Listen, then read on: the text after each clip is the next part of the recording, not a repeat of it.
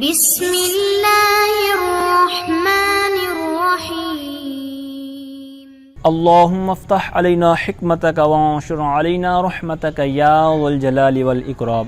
تو جی ناظرین، الحمدللہ عز وجل ہدایت النحو کتاب ہماری جاری الساری ہے، اور آج ہم اس کا سبق نمبر 58 نمبر سبق انشاءاللہ عز وجل پڑھیں گے۔ آج کا ہمارا سبق کس موضوع پر ہوگا وہ آپ کے سامنے ہے، فصل المجموع، جمع کے بارے میں فصل۔ تو جیسا کہ آپ کو پتہ ہے کہ الخاتمۃ فی سائر احکام الاسم ہمارا جاری الساری ہے، تو آج ہم اسم کی ایک جو قسم ہے، اسم کا ایک جو ٹاپک ہے جمع کے موضوع پر، جمع کا جو ٹاپک ہے اس کے اوپر انشاءاللہ عز وجل آج کا ہمارا سبق ہوگا۔ تو بہت زبردست انشاءاللہ عز وجل اس کے اندر آپ کو چیزیں سیکھنے کو ملیں گی۔ تو متن کے اندر جو چیزیں ہیں وہ میں آپ کے سامنے رکھ دیتا ہوں خلاصتاً، کہ آج کے سبق کے اندر ہم کیا کیا پڑھنے جا رہے ہیں۔ سب سے پہلے جو صفحہ نمبر 165 پر مکتبۃ دینک جو میرے پاس کتاب ہے، یہاں پر فصل جہاں سے شروع ہو رہی ہے تو یہاں پر جمع کی تعریف بیان کی گئی ہے، ٹھیک ہے۔ پھر جمع کی تعریف کے اندر جو تغیر والا لفظ ہے، بتغیر ما، کہ جمع کی تعریف جو مفرد سے بنائی جائے گی تو تھوڑی سی تبدیلی کے ساتھ، تو تبدیلی لفظی بھی ہو سکتی ہے، تقدیری بھی ہو سکتی ہے، اس کے اوپر گفتگو ہوگی، پھر مثالیں بھی ہوں گی۔ پھر اس میں جمع، ٹھیک ہے، اس کے اوپر کچھ اشکال ہے، اعتراض ہے، اس کا جواب، ٹھیک ہے، تو اس کے اوپر بھی کچھ مثالیں ہیں۔ پھر آگے جو تقسیم کاری شروع ہوگی وہ جمع کی جو اقسام ہیں اس کے اوپر گفتگو ہوگی، کہ جمع کی مین جو ہیں وہ دو قسمیں ہیں، جمع سالم، جمع مکسر، جو آپ نے ابتدائی کتاب کے اندر بھی پڑھا ہوا ہے کہ جمع سالم، جمع مکسر۔ پھر جمع سالم کے اندر پھر دو قسمیں بن جاتی ہیں، مذکر ہے یا مؤنث ہے، مذکر سالم، مؤنث سالم، ٹھیک ہے۔ تو مذکر سالم ہے تو اس کے اندر پھر تھوڑی سی گفتگو ہوگی، یہ صفحہ 166 پر ہوگی، کہ وہ جمع واو نون کے ساتھ جو آپ بنا رہے ہیں جمع مذکر سالم، وہ صحیح اسم جو ہے اس کے اندر کیسے بنے گی، اس میں منقوص ہے تو اس کے اندر کیسے بنے گی، مکسور ہے تو اس کے اندر کیسے بنے گی۔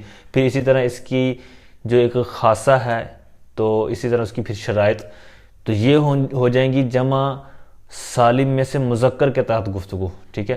اور جمع مؤنث کے بارے میں جو جمع مؤنث سالم کے بارے میں جو گفتگو ہوگی، یہ صفحہ 168 پر گفتگو یہ جمع مؤنث سالم کے بارے میں ہوگی، ٹھیک ہے۔ تو اس سے پہلے پھر یہ جو جمع مذکر سالم کے والے سے گفتگو چلے گی، اس کی شرائط وغیرہ چلیں گی۔ پھر اسی طرح آگے بات آ جائے گی جمع مکسر، جو مین دو قسمیں تھیں نا، جمع سالم، جمع مکسر۔ تو جمع مکسر کی جو بات ہے تو پھر یہ آگے بات چلے گی، تعریف تو شروع میں اس کی ہو جائے گی، لیکن اس کی دیگر جو اس کے صیغے وغیرہ ہیں وہ صفحہ 169 پر آئیں گی۔ پھر اسی طرح آگے اس کی جو اوزان ہیں وہ بیان کیے جائیں گے، اور پھر ضمناً میں کچھ مثالیں بھی عرض کروں گا، اور خلاصۃ النحو سے ایک میں آپ کے ساتھ ٹیبل ایڈ کر دوں گا، وہاں پر بہت سی اس کے اندر مثالیں وغیرہ بیان کی گئی ہیں۔ پھر آخر میں جمع کی جو مزید دو قسمیں بیان کی جاتی ہیں، تو جمع قلت اور جمع کثرت کے اعتبار سے۔ تو اس طرح یہ آج کا ہمارا سبق اس موضوع پر چلے گا، اور یہ جو کچھ چیزیں میں نے عرض کی ہیں ان باتوں کو آج بیان کیا جائے گا۔ تو آئیے بلا تاخیر سبق کی طرف بڑھتے ہیں۔ تو سبق کا انداز وہی ہے جو ہم پہلے عرض کرتے ہیں۔ تو سب سے پہلے انہوں نے تعریف بیان کی ہے، جس طرح پچھلے سبق کے اندر مثنیٰ جو تثنیہ کے بارے میں سبق تھا تو وہاں پر بھی یہی سلوک اختیار کیا گیا۔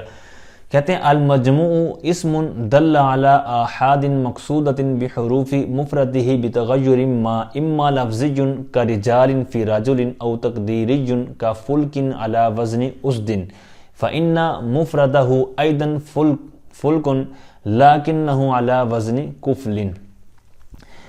یہاں تک انہوں نے جو جمع کی مجموع کی تعریف بیان کی ہے، اس کے اوپر جو تغیر کے تحت جو تھوڑی سی وضاحت تھی تو اس کی دو مثالیں دی ہیں۔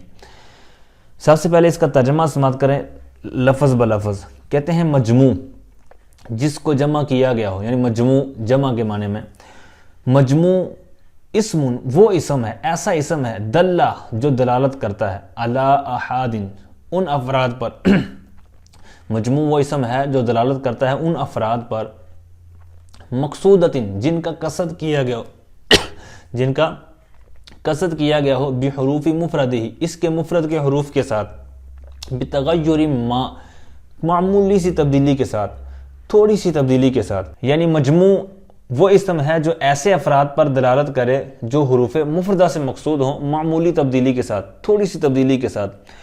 اب مفرد سے جب ہم نے جمع بنانا ہے، اس کے اندر جو تبدیلی کا انہوں نے کہا بتغیر ما، اب سب سے پہلے تو بحروف مفرد ہی، اس کی جو حاشیے کے اندر تھوڑی سی انہوں نے بیان کی ہے کہ اس کے مفرد کے حروف میں تھوڑی سی جو تبدیلی کرنی ہے، تو اس کے مفرد کا جو حروف، اس کا مفرد کس کس انداز میں ہو سکتا ہے؟ کہتے ہیں محقق بھی ہو سکتا ہے، یعنی وہ باقاعدہ ثابت ہوگا، جس طرح کہ رجل سے رجال کہ اس کی مثال موجود ہوتی ہے، رجل مفرد بھی ہوتا ہے، جمع بھی ہوتا ہے، یا پھر کہتے ہیں مقدر ہوگا، یعنی عام طور پر اس کا استعمال نہیں ہوتا، جیسے نسوہ، نسوتن سے نساء، ٹھیک ہے۔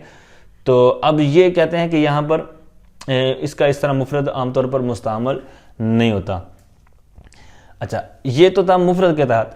پھر بتغیر ما، اب اس کا حاشیہ نمبر 3 جو ہے، یہ جو کہا تھا نا کہ تھوڑی سی تبدیلی، معمولی سی تبدیلی کے ساتھ مطلب یہ جو فرق ہوگا پھر وہ جمع بنے گی، یعنی تھوڑی سی تبدیلی کرنی پڑے گی مفرد کے اندر۔ اب عموماً تو یہی ذہن میں آتا ہے کہ کوئی نہ کوئی چیز ساتھ میں اٹیچ کر دیں، جس طرح رجل کے ساتھ تھوڑا سا حرکات کے اندر بھی تبدیلی کی اور ساتھ میں جیم کے بعد الف کا اضافہ کر دیا تو رجال بن گیا۔ لیکن جو مین اصل ہے وہ یہاں پر انہوں نے نیچے بیان کی، کہتے ہیں برابر ہے کہ وہ زیادتی کے ساتھ ہو، یعنی جو تغیر ہے وہ زیادتی کے ساتھ ہو جائے، یعنی کسی حرف کا اضافہ کر دیں، جیسے رجل سے رجال، کہ یہاں پر حرکات بھی آگے پیچھے کی ہیں، تو دوسرا یہ ہے کہ جیم کے بعد الف کا بھی اضافہ کیا گیا ہے۔ دوسری صورت، یا پھر نقصان کے ساتھ ہوگا، یعنی اس کے اندر کمی کی جائے گی، یعنی ایک جو مفرد ہے تو اس کے اندر تھوڑی سی کمی کر دیں، جیسے طالباتن، یہ جمع ہے، جس طرح ہم کہتے ہیں نا طلبہ کرام، تو یہ جمع ہوتا ہے۔ تو اب اس کی آپ اس میں فائل کی گردان پڑھیں گے تو آپ کو کلیئر ہو جائے گا، طالبن، طالبان، طالبون، طالباتن، تو اب یہ طالب سے آگے گردان چل رہی ہے، تو اب اس سے آگے آپ کو پتہ ہے کہ یہاں پر الف کو ختم کر دیا گیا، طالبن، طالبانی، طالبون، تو اب یہاں پر الف کو یہاں سے گرا دیا گیا، تو اس کے اندر کمی آئی، نقص ہوا، ٹھیک ہے۔ پہلی صورت کیا تھی؟ تغیر میں زیادتی بھی ہو سکتی ہے، دوسری صورت یہ کمی بھی ہو سکتی ہے، تیسری یہ ہے کہ کہتے ہیں حرکات و سکنات کے اندر حقیقتاً اور حکماً مطلب آپ فرق بھی کر سکتے ہیں، جیسے اسدن اور فلکن، ٹھیک ہے، یہاں دمہ کی جو 2 صورتیں بیان ہوئی ہیں۔ تو بہرحال اوپر آئیے دوبارہ سبق کی طرف کہ مجموع وہ اسم ہے جو ایسے افراد پر دلالت کرے جو حروف مفردہ سے مقصود ہوں، معمولی تبدیلی کے ساتھ۔ اب یا لفظی جو تبدیلی ہے کہتے ہیں وہ لفظی ہوگی، تبدیلی کن صورتوں میں ہو سکتی ہے وہ میں نے نیچے سے عرض کر دیا، کہتے ہیں یا تو لفظی طور پر ہوگی، جیسے رجل سے رجال کا رجال فی رجل، یعنی جس طرح رجل کے اندر رجال، یہ لفظی طور پر ہمیں دکھائی دے رہا ہے، یا پھر کہتے ہیں تقدیری طور پر ہوگی، کہتے ہیں او تقدیری کا فلکن علی وزن اس دن، یا پھر کہتے ہیں تقدیری طور پر وہ تبدیلی ہوگی، کیسے؟ کہتے ہیں جیسے فلک علی وزن اس دن، یعنی فلک کی جو جمع ہے اسد کے وزن پر، اسد کی جمع اسد، یعنی شیر، جو لفظ شیر کے لیے عربی آتی ہے اسد، تو اس کی جمع ہے اسدن، یعنی بہت زیادہ شیر۔ تو اب جب فلک بمعنی کشتی، شپ، بوٹ، ٹھیک ہے، تو یہ جو کشتی ہوتی ہے تو اب اس کے لیے جو عربی کا لفظ استعمال ہوتا ہے وہ فلک۔ اب کشتی کے لیے فلک اور کشتیاں یا کشتیوں، تو اس کے لیے بھی فلک ہی استعمال ہوتا ہے، یعنی دونوں، یعنی مفرد کے لیے بھی جمع کے لیے ایک ہی لفظ استعمال ہوتا ہے، فلک۔ اب اس کے اندر جو تغیر ہوگا یہ تقدیری طور پر ہوگا، لفظی طور پر نہیں ہوگا، یعنی ایسا نہیں ہے کہ ہمیں دکھائی بھی دے کہ اس کے اندر جناب کوئی حرکت کے اندر یا جناب کمی ہوگی یا زیادتی ہوگی، یعنی جو 3 نیچے صورتیں بیان کی گئی ہیں ان میں سے کچھ بھی نہیں ہوگا، ہوگا کیا؟ وہ تقدیری طور پر ہوگا۔ تو تقدیری طور پر وہ حرکات و سکنات والا جو تقدیری ہوگا حکمن، تو وہ کیسے کہ اگر اس کا معنی ہم نے جمع والا لینا ہے تو پھر ہم جو شیروں کی جمع ہے نا، اسد کی جمع جو اسد ہے، تو اس اسد کا معنی بھی بہت زیادہ شیر ہیں، تو اس کو اس وزن پر لیں گے، اسدن کے وزن پر، فلکن، تو اب معنی ہو جائے گا بہت زیادہ کشتیاں، ٹھیک ہے، کیونکہ یہ جمع کے وزن پر اس کو مراد لیا گیا ہے۔ تو اسد کی جمع اسد، اس سے بھی بہت زیادہ شیر مراد ہیں، اور فلک سے بھی بہت زیادہ پھر کشتیاں مراد ہوگی، کیونکہ جس پر اس کو وزن مانا گیا ہے تو وہ جمع ہے۔ کہتے ہیں فَإِنَّ مُفْرَدَهُ أَيْضًا، اب یہاں پر تقدیری کیوں ہے تو یہاں پر اس کی ایک وجہ بیان کر رہے ہیں، کہتے ہیں فَإِنَّ مُفْرَدَهُ أَيْضًا فُلْكٌ، کہتے ہیں اس کی مفرد بھی فلک ہی ہے۔ کہتے ہیں لیکن اس کی مفرد جب بھی یہی ہے تو اس کا پھر کس پر وزن مانیں گے اور اس کی کیا حکمن مراد ہوگی؟ کہتے ہیں کہ لَكِنَّهُ عَلَى وَزْنِ كُفْلٍ، لیکن وہ کفل کے وزن پر ہوگا۔ مطلب یہ کفل کا مطلب ہے تالا، لاک۔ تو اب یہاں پر کفل ایک تالے کو کہتے ہیں کیونکہ اس کی جمع الگ آتی ہے اکفال۔ تو اب یہاں پر کفل کے وزن پر جب اس کو مانا گیا ہے فلک کو تو پھر یہ مفرد کے معنی میں ہوگا، کیونکہ جس پر اس کو وزن مانا گیا ہے تو وہ ہے کفل ایک تالا، کفلن ایک تالا، تو اب فلکن ایک کشتی۔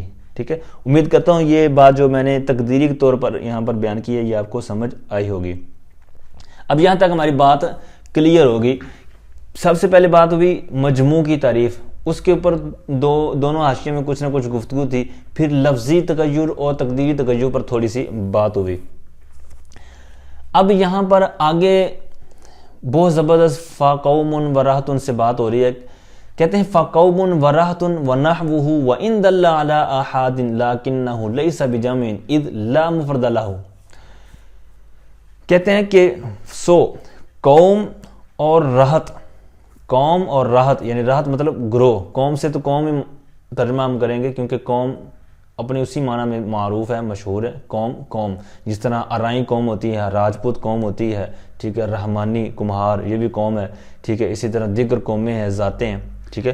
تو یہ قوم کے اندر چونکہ آپ کو پتہ ہے کہ قوم افراد کے ملنے سے قوم بنتی ہے، ایسا نہیں کہ ایک بندے سے قوم مشہور ہو جائے، نہ، ایک مطلب قوم کے اندر افراد پائے جاتے ہیں، تو جب افراد پائے گئے تو اسی طرح گروہ جو ہے راحت، تو اس کے اندر بھی افراد پائے جائیں گے تبھی وہ گروہ بنے گا۔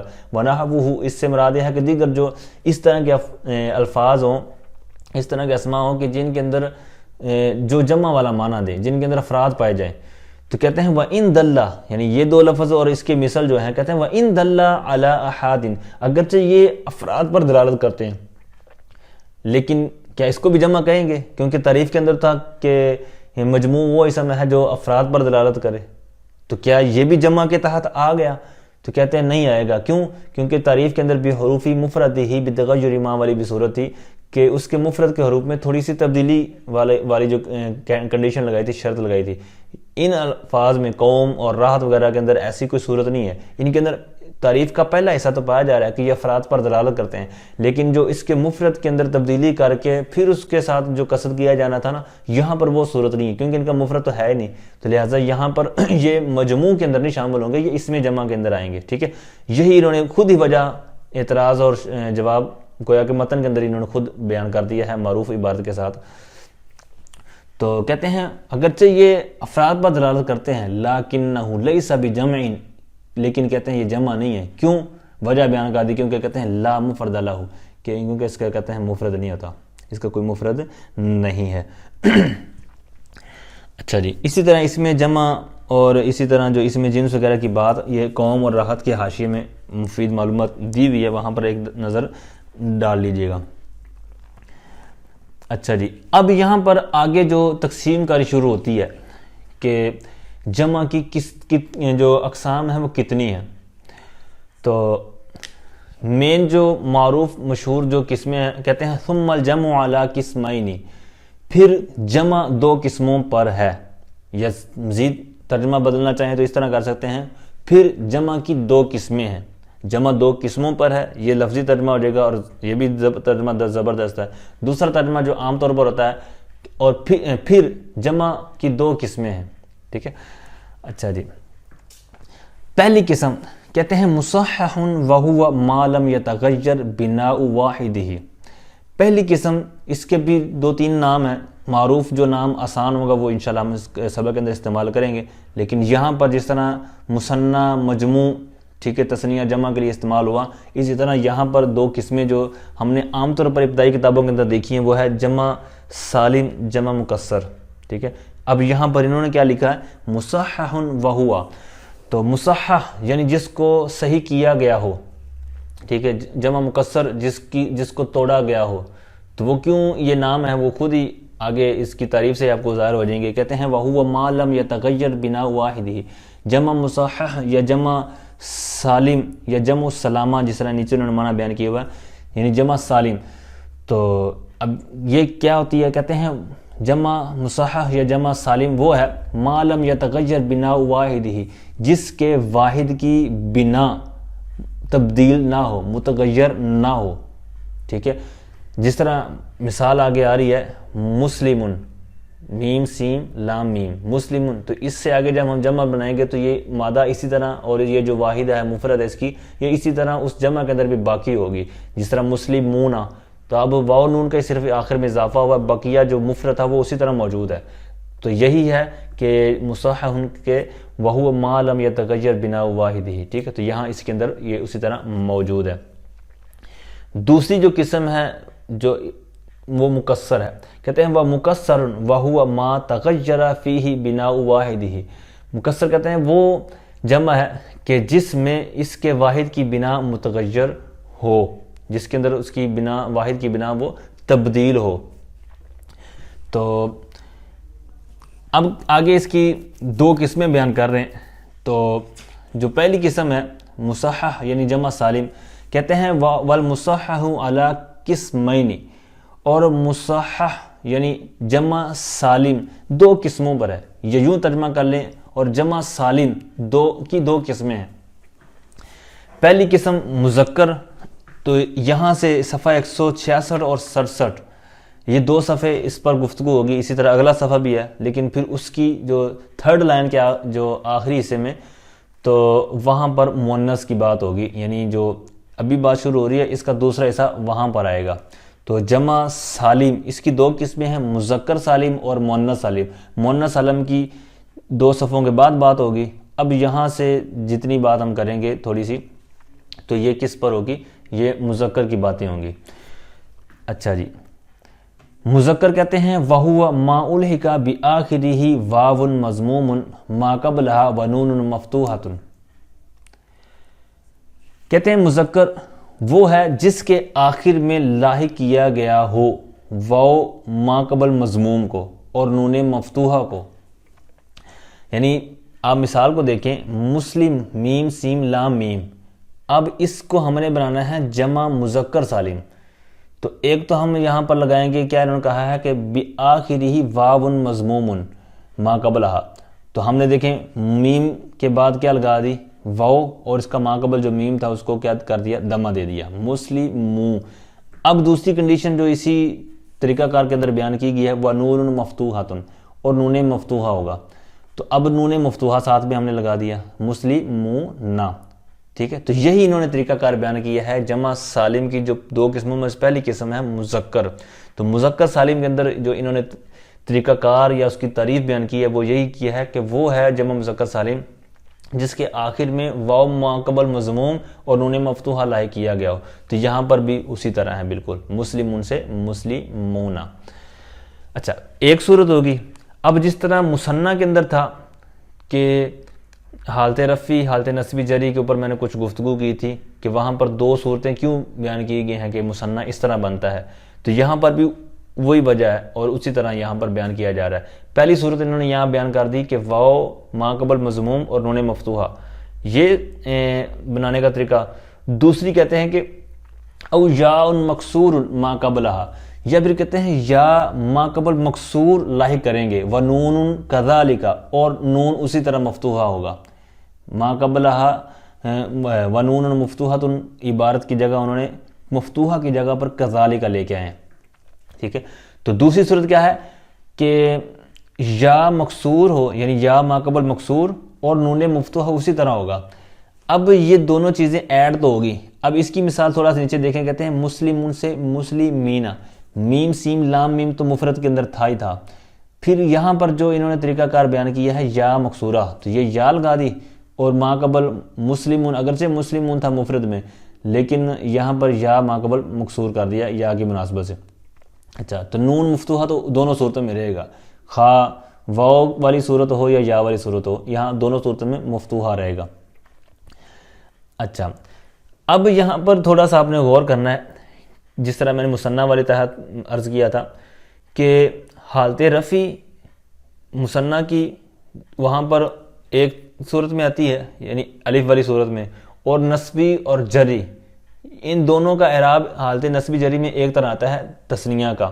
اسی طرح جمع کے اندر ہے کہ یہاں پر حالت رفع جو ہے وہ واو کے ساتھ آئے گی، اور اگر حالت نصبی یا جری ہوگی تو وہاں یہ ایک ہی صورت اختیار ہوگی، یا ان مکسور والی، ٹھیک ہے۔ جس طرح مسلمین آپ دیکھ رہے ہیں تو یہ رأیت مسلمین، یہاں پر یہ اگر ترکیب لیں گے تو یہاں پر رأیت کا یہ مفعول بھی بنے گا، اور اگر مررت بمسلمین عبارت لے کے آئیں تو یہاں پر با جارہ کا یہ مجرور بن جائے گا مسلمین، یعنی حالت جری میں ہوگا، ٹھیک ہے۔ تو کہنے کا مقصد یہ ہے کہ یہ دو صورتیں جو یہاں پر انہوں نے بیان کی ہیں تو یہ اس اعراب والا جو سبق ہم نے پڑھا ہوا ہے اس کی وجہ سے ہے کہ اگر حالت رفع والی صورت عبارت کے اندر آ رہی ہے تو وہاں پر اس انداز میں جمع مذکر سالم ہوگا، مسلمون والی صورت میں، یعنی جس طرح اوپر اس کا طریقہ کار بیان کیا کہ آخر میں واو مضموم ماقبل ہوگا اور انہیں مفتوح ہوگا، اور اگر نصبی جری والی کوئی صورت مان رہی ہے جمع مذکر سالم کی تو وہاں پر یہ والی صورت ہوگی جو یا مکسورہ والی انہوں نے بیان کی ہے، ٹھیک ہے۔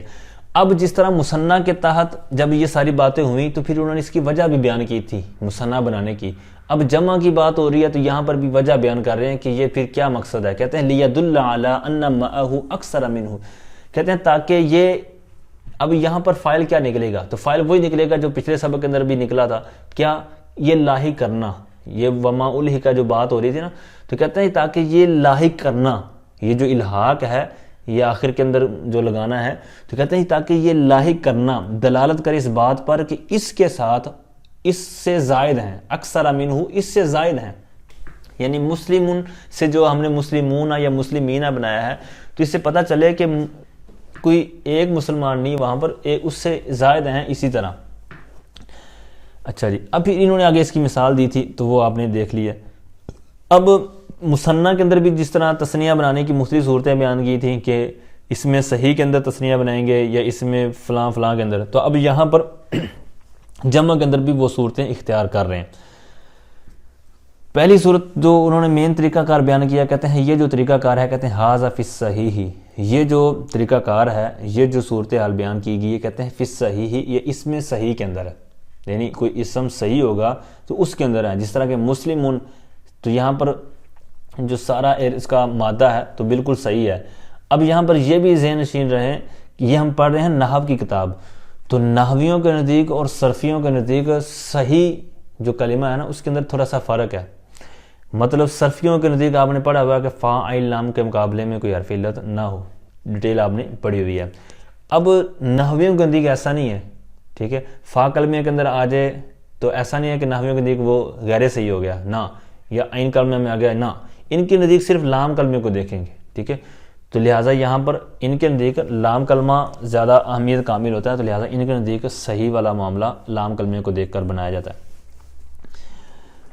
اچھا جی، اب یہ ساری صورتحال صحیح اسم کے بارے میں تھی۔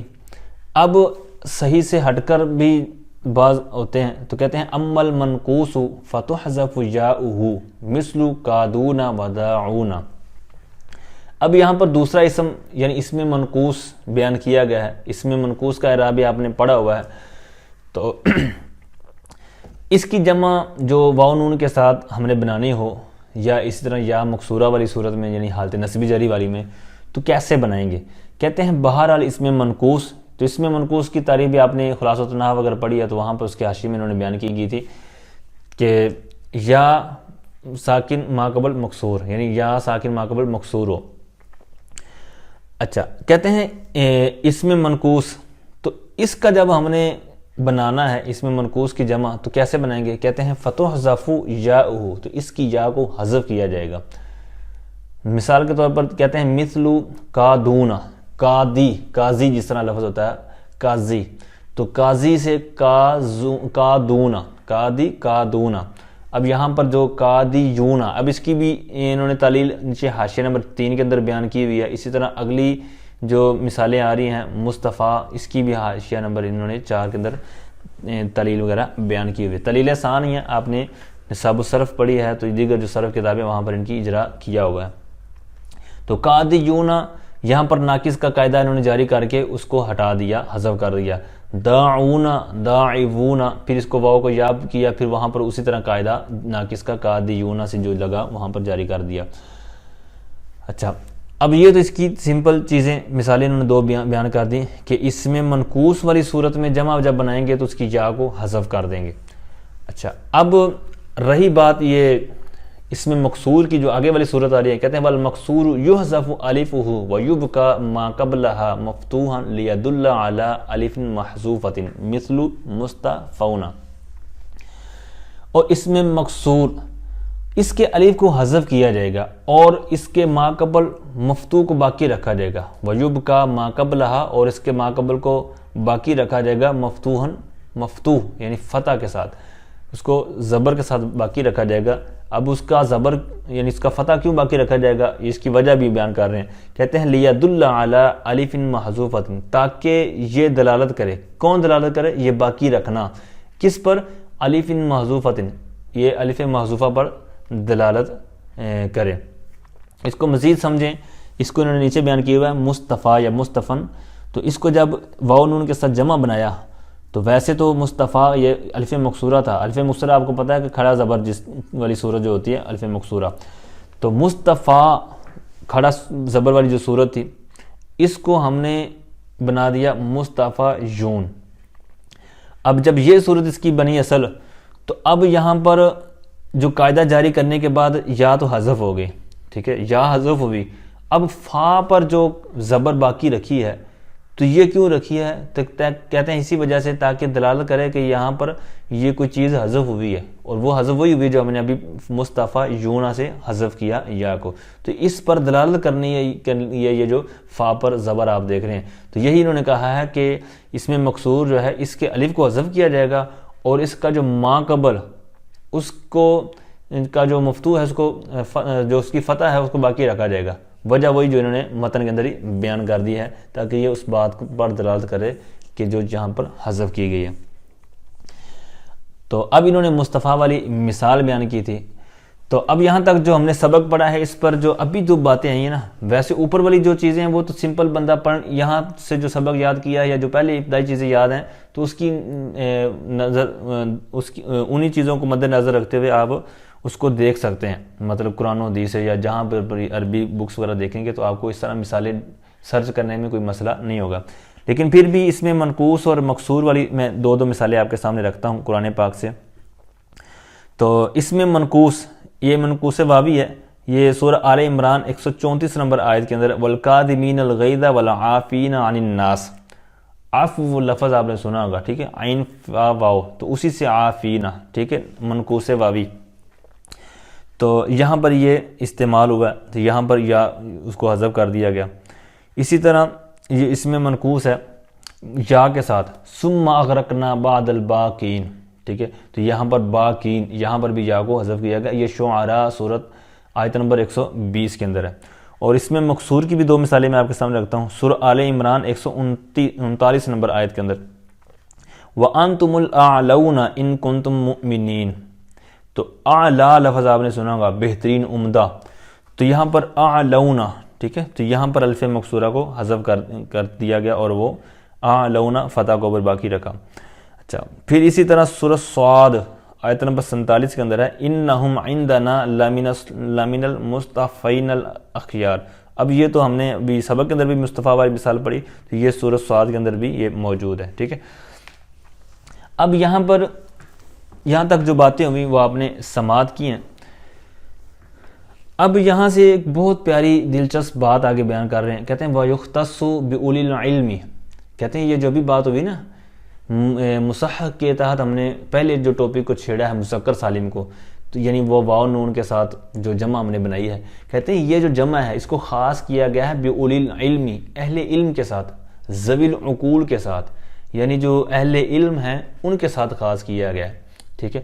اچھا, اب اس کے تحت تھوڑی سی گفتگو ہے, یہ حاشیہ نمبر 5 کے تحت انہوں نے بیان کی ہیں اور یہاں پر اس کی شرائط بھی ہیں. سب سے پہلے یہ ذہن میں رکھیں, کوئی بھی اسم ہوگا نا تو اسم یا تو محض اسم ہوگا, یعنی اس میں محض ہوگا یا اس میں ذات کہہ لیں، مثال کے طور پر زید ہے تو اب یہ محض اسم ہے، محض نام ہے، محض ذات ہے، اس کے اندر کوئی وصف صفت والا معنی نہیں پایا جا رہا۔ پہلی چیز یہ ہوگی کہ اسم جو ہوگا وہ محض اسم ہی ہوگا، محض ذات ہوگا، ٹھیک ہے۔ دوسری بات، جو آپ کے سامنے اسم ہے وہ محض اسم نہیں ہے بلکہ وہ صفت ہے، ٹھیک ہے، اس میں صفت ہے، اس کے اندر صفت والا معنی پایا جا رہا ہے۔ تو پہلے کی میں نے مثال دی زید، دوسرے کی مثال کوئی بھی صفت لگا لیں، جیسے کاتب، ضارب، ٹھیک ہے، کاتب لکھنے والا، ضارب مارنے والا، ٹھیک ہے، اسی طرح ناصر مدد کرنے والا، تو اس کے اندر کیا ہے اسم لیکن صفت والی صورت میں ہے۔ اچھا، اب یہ چیز سننے کے بعد کہ مین اسم جو ہے یا تو محض اسم ہوگا یعنی محض ذات ہوگی جیسے زید، یا پھر صفت والا اس کے اندر معنی ہوگا جیسے کاتب، ناصر اور ضارب وغیرہ، ٹھیک ہے۔ اچھا، ان میں سے اب پہلی جو صورت ہے مطلب اس میں محض والی، اس میں ذات والی، تو اس کے اندر تین شرطیں ہیں جو کہ انہوں نے حاشیہ نمبر 5 جو یختص کا حاشیہ ہے یہاں پر انہوں نے بیان کی ہوئی ہیں۔ تو اب یہ جو چیز انہوں نے بیان کی ہے نیچے، تو یہاں پر اس کی 3 شرطیں بیان کی ہیں، اور جو دوسرا اس میں صفت والی بات ہے وہ اگلے صفحے پر بات آ رہی ہے، وہاں پر اس کی انہوں نے 5 شرطیں بیان کی، 3 متن کے اندر ہیں، 2 حاشیے کے اندر ہیں، اور 2 حاشیے میں جو وہاں پر آئیں گی وہ یہاں پر سمجھ لیں تاکہ آگے آپ کو سمجھنے کی ضرورت نہ پڑے، کیونکہ وہ یہی ہیں جو ادھر ہیں۔ اچھا، اس کا حاشیہ پر سماعت کریں۔ کہتے ہیں یہ جو انہوں نے میں تو بات کی نا کہ اس کو اہل علم کے ساتھ خاص کیا گیا، یہ اس کے ساتھ خاص کیوں کیا گیا؟ لکونی ھذا الجمع سے انہوں نے اس کا جواب دیا ہے، کہتے ہیں اس لیے کہ یہ جمع، یہ جتنی بھی جمع ہے نا، یعنی جس طرح ابھی تقسیم کاری شروع ہوئی، جس طرح میں نے سبق کے شروع میں بھی تقسیم کاری شروع کی، خلاصتاً عرض کی تھی کہ جمع کی مین 2 قسمیں ہیں، جمع سالم، جمع مکسر، پھر سالم کے تحت تقسیم کری ہے، پھر اسی طرح مکسر کے تحت تقسیم کری ہے۔ تو یہ جتنی بھی جمع کی ساری آگے قسمیں ہیں، پھر اسی طرح جمع قلت ہے، جمع کثرت ہے، یہ ساری جو جتنی بھی جمع کی تقسیم کاری ہے، جمع کی قسمیں ہیں، ان سب میں سے جو بہترین جمع ہے نا وہ یہی ہے جس کا ابھی تک ہم نے ذکر کر لیا ہے کہ جمع سالم، جمع مذکر سالم، جمع سالم۔ تو اب یہ ایک تو وجہ انہوں نے اوپر بیان کر دی نا اس کی تعریف کے اندر ہی کہ اس کے اندر اس کی بنا سلامت رہتی ہے، اس کا واحد کا جو مادہ ہے، بنا ہے، وہ سلامت رہتی ہے۔ اب یہاں پر جتنی بھی جمع ہیں ان میں سے بہترین جمع یہ ہے، یہ جو جس کی بنا سلامت رہتی ہے۔ اور انسانوں میں سے، جو مخلوقات میں سے جو انسان ہے، ایک تو یہ ہے کہ وہ اشرف المخلوقات ہے انسان، دوسرا وہ عاقل بھی ہوتا ہے، ٹھیک ہے، تو تیسرا یہ ہے کہ جناب عالم بھی ہوتا ہے، مذکر ہے تو وہ تو ہے ہی ہے، لیکن دوسرا جناب عالم بھی ہے، یعنی علم والی اس کے اندر صورت ہوتی ہے، اہل علم ہے، اس کے اندر تیسری بات یہ ہے کہ عقل بھی ہوتی ہے، ٹھیک ہے۔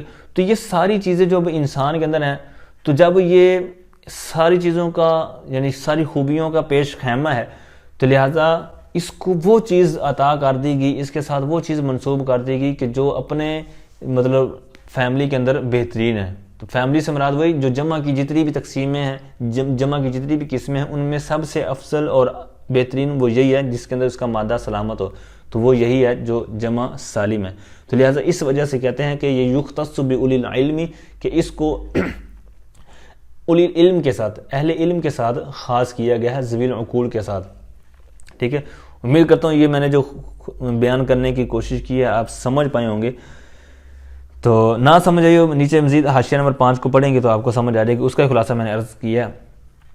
اب یہاں پر جو 3 شرطیں میں عرض کرنے لگا تھا وہ یہاں پر دیکھیں، کہتے ہیں والمذکر، ٹھیک ہے، پہلی جو شرط ہے کہ وہ مذکر ہو، مراد یہ ہے یہاں سے مذکر سے کہ اس کے اندر تا نہ آتی ہو، نہ لفظاً تا آتی ہو، ٹھیک ہے، جس طرح طلحہ ہے تو طلحہ سے طلحتون نہیں ہم بنا سکتے، ٹھیک ہے، زید سے تو زیدون بن جائے گا، ٹھیک ہے، طلحہ سے نہیں بنے گا، ٹھیک ہے، کیوں؟ کیونکہ مذکر والی یہاں پر شرط ہے، تو تا نہ آتی ہو، نہ لفظاً آتی ہو جس طرح طلحہ والی صورت، نہ تقدیراً آتی ہو، یعنی یہ نہیں ہے کہ لفظی طور پر تو اس کے ساتھ نظر نہیں آ رہی تو چھپی ہوئی ہے تو اس کو بنا دیں، نہ اس سے بھی بنائیں گے، جیسے اردن، ہم الف جو ہے حمزہ ہے، را دواد، اس سے ہم جمع جب بنائیں گے تو وہ الگ صورت ہے کہ اس کی آتی ہے، وہ اگلے صفحے پر بات آ رہی ہے، لیکن جو تقدیری صورت میں بھی جس کے ساتھ آتی ہے تو اس سے بھی جمع نہیں بنا سکتے واو نون کے ساتھ، کیوں؟ کیونکہ یہاں پر قید ہے مذکر والی۔ دوسری صورت العالم، تو اب جس کا آپ یہ واو نون کے ساتھ جمع بنا رہے ہیں تو وہ پہلی صورت مذکر ہو، دوسرا یہ ہے کہ وہ عالم ہو، علم ہو، ٹھیک ہے. تو جس طرح مثال کے طور پر رجلن، اب اس سے واو نون کے ساتھ جمع نہیں بنا سکتے. کیوں؟ کیونکہ یہ علم نہیں ہے. اگرچہ اس کے اندر مذکر والی صورت بھی پائی جا رہی ہے، عاقل والی صورت پائی جا رہی ہے، یعنی رجل عاقل بھی ہوتا ہے، مذکر بھی ہوتا ہے، لیکن یہ علم نہیں ہے، لہٰذا اس سے نہیں آپ بنا سکتے. ٹھیک ہے. تیسری صورت یہاں پر انہوں نے جو بیان کی ہے وہ عاقل ہو، ٹھیک ہے، اس کے اندر عقل ہو. تو لہٰذا اگر کسی جانور وغیرہ کا نام جس طرح کہ اعوج، ٹھیک ہے، گھوڑے کا نام ہے یا کسی اور چیز کا کوئی نام آپ رکھ لیں گے، تو اگرچہ وہ آپ نے نام رکھ لیا ہے، ٹھیک ہے، وہ مذکر کا بھی ہو لیکن عاقل نہیں ہے، تو پھر یہ صورت آپ واو نون والی جمع اس کے ساتھ نہیں بنا سکتے. ٹھیک ہے. تو یہ 3 شرطیں تھیں. ٹھیک ہے. تو وہ مفرد جس میں وصفیت والا معنی نہ ہو، ٹھیک ہے، تو یہ جو اس میں محض ہے، اس میں ذات ہے، تو اس کے اندر یہ آپ نے چیزیں ذہن نشین رکھنی ہے. یہ جو نیچے سے 3 شرطیں بیان کی ہیں. اب اگلے صفحے پر آئیں کہ یہاں تک جو ابھی ہم نے پڑھا نا کہ یختص بأولو العلم، پھر اسی طرح نیچے جو شرائط بیان کی ہے، یہاں پر کسی نے اعتراض جڑ دیا. تو بہت زبردست اعتراض تو واقعی ان کا بنتا تھا. تو کہتے ہیں وَأَمَّا قَوْلُهُمْ سِنُونَ وَأَرْدُونَ وَآرَدُونَ وَثُبُونَ وَقُلُونَ فَشَاذٌ. یہاں عبارت کے اندر خود ہی اعتراض گویا کہ بنایا، خود ہی جواب دے دیا. لیکن یہ بڑی کتابیں جب آپ پڑھیں گے نا تو وہاں پر چھوٹی چھوٹی بات پر اعتراض کیا جاتا ہے. کرنے میں تو بندہ اس پہ بھی کر لیتا ہے، لیکن چونکہ یہ کتاب ابتدائی طلبہ کے لیے ہے تو اس انداز میں کوشش نہیں کرتا، اور تھوڑا بہت بعض کا نارمل سے بھی اوپر کرتا ہوں تاکہ تھوڑا سا ایک ذہنی جو لیول ہے، وہ صلاحیت ہے، وہ تھوڑا سا گروم کرے، تھوڑی سی بڑھے. ٹھیک ہے. تو بہرحال یہاں پر انہوں نے کیا کہا، کہتے ہیں بہرحال ان کا قول، مطلب جو نحوی ہیں یا جو دیگر جو اعتراض کرنے والے ہیں، تو ان کا یہ کہنا، ان کا یہ قول کہ سناتن سے سنونا، اردن سے اردونا یا اردونا، یعنی را کو ساکن کر کے اور را کو فتح کر کے دونوں طرح پڑھ سکتے ہیں. ٹھیک ہے. یہ انہوں نے نیچے حاشیے میں بات بیان کی ہوئی ہے. اسی طرح صوباتن سے صبونا، کلونا، ٹھیک ہے، کولاتن سے کلونا. تو یہ ساری جو جمعیں آتی ہیں تو یہ اعتراض ہوتا ہے کہ بھائی آپ نے یہ جو پیچھے اتنی لمبی چوڑی باتیں کی ہیں، اتنی شرائط بیان کی ہیں، تو ان شرائط کو مد نظر رکھتے ہوئے تو یہ واو نون کے ساتھ ان کی جمع نہیں آنی چاہیے، آپ نے کیوں بنا دی؟ تو پھر انہوں نے بہرحال خاموشی اختیار کرتے ہوئے کہہ دیا کہ بھائی شاذ ہے، کہ ہماری شرائط اپنی جگہ ہیں، وہ ٹھیک ہیں، جو بھی شرط ہم نے لگائی ہے، جتنی بھی شرائط بیان کی گئی ہیں، جتنی بھی صورتیں بیان کی ہیں، وہ اپنی جگہ پر بالکل ٹھیک ہیں. لیکن یہ جو آپ نے مثالیں بیان کی ہیں یہ شاذ ہیں، یعنی یہ خلاف قیاس ہیں. ایسا نہیں ہے کہ وہ شرائط غلط ہوگی، وہ شرائط صحیح ہیں، لیکن یہ مثالیں مطلب ٹھیک ہے، چلو آ گئی ہیں تو آ گئی ہیں، جس کو ہم مان لیتے ہیں، لیکن یہ ان کی وجہ سے یہ نہیں کہیں گے کہ وہ شرائط ہی صحیح نہیں ہیں، وہ شرائط اپنی جگہ ٹھیک ہیں. یہ چند مثالیں جو معروف و مشہور ہیں، یہ اپنی جگہ پر شاذ صورت میں موجود ہیں. اب ان کے معنی کیا ہیں؟ سنونا، سناتن، آپ نے سال کے معنی میں سنا ہوگا، سال، سناتن سال، اس سے جمع ہے. اسی طرح اردن، یہ تو معروف معنی ہے، اردتن، اردن، تو اردونا، اردونا، ٹھیک ہے، دونوں تلفظ انہوں نے نیچے بیان کیے ہوئے. اچھا، کولاتن، یہ کلت نہیں ہے، کلہ نہیں ہے، مطلب لام کو تشدید کے ساتھ نہیں پڑھیں گے. کولاتن، گلی ڈنڈا. اب یہ جو پنجابی لوگ ہیں ان کو پتہ ہوگا زیادہ کہ گلی ڈنڈا کیا ہوتا ہے. تو باقی اس کا جو معنی ہے انہوں نے حاشیے میں بیان کیا ہوا ہے کہ اس کے ساتھ بچے کھیلتے ہیں 2 لکڑیاں. میں ایک اسکرین شاٹ آپ کے سامنے لگاتا ہوں کہ جس کے اندر اس کی تھوڑی سی تفصیل بیان کی ہوئی ہے کہ یہ گلی ڈنڈا کیا ہوتا ہے. ٹھیک ہے. تو اس کو پڑھ لیجیے گا، انشاءاللہ سمجھ آ جائے گا. اچھا، دوسرا صوبونا، صوبونا، صوباتن سے جماعت، گروہ، ٹھیک ہے، گیدرنگ کے معنی میں.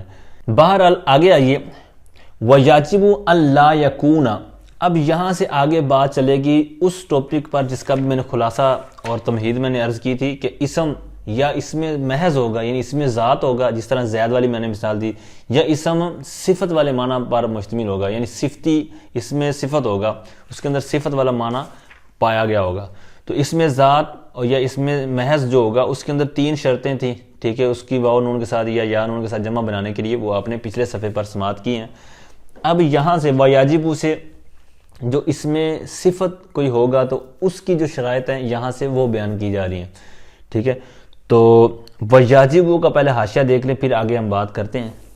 ویاجبو کے تحت انہوں نے بیان کیا ہے کہ ان یکون مذکرن عاقلن، پچھلے والے صفحے میں اور جو اس میں محض کی شرائط تھی اس کے اندر مذکر کے لیے الگ شرط مانا گیا تھا، عاقل کو الگ، اور مونس والی صورت کو آگے تیسری صورت تھی وہ الگ تھی. اب یہاں پر انہوں نے پہلی شرط، یہ اوپر متن میں نہیں ہے، یہ نیچے حاشیے میں، جس طرح میں نے پہلے عرض کیا تھا نا کہ 2 انہوں نے حاشیے میں بیان کی ہیں، 3 اوپر متن میں ہیں، تو آخری 3 اوپر موجود ہیں اور پہلی 2 شرطیں یہاں سے میں عرض کرتا ہوں. پہلی یہ ہے کہ مذکر عاقل ہو، یعنی کسی کے اندر صفت والا معنی پایا جا رہا ہے تو اس کے آگے آپ نے جمع واو نون کے ساتھ لانی ہے یا یا نون کے ساتھ لانی ہے، یعنی جمع مذکر سالم بنانے والی جو پیچھے صورتیں آپ نے پڑھی ہیں.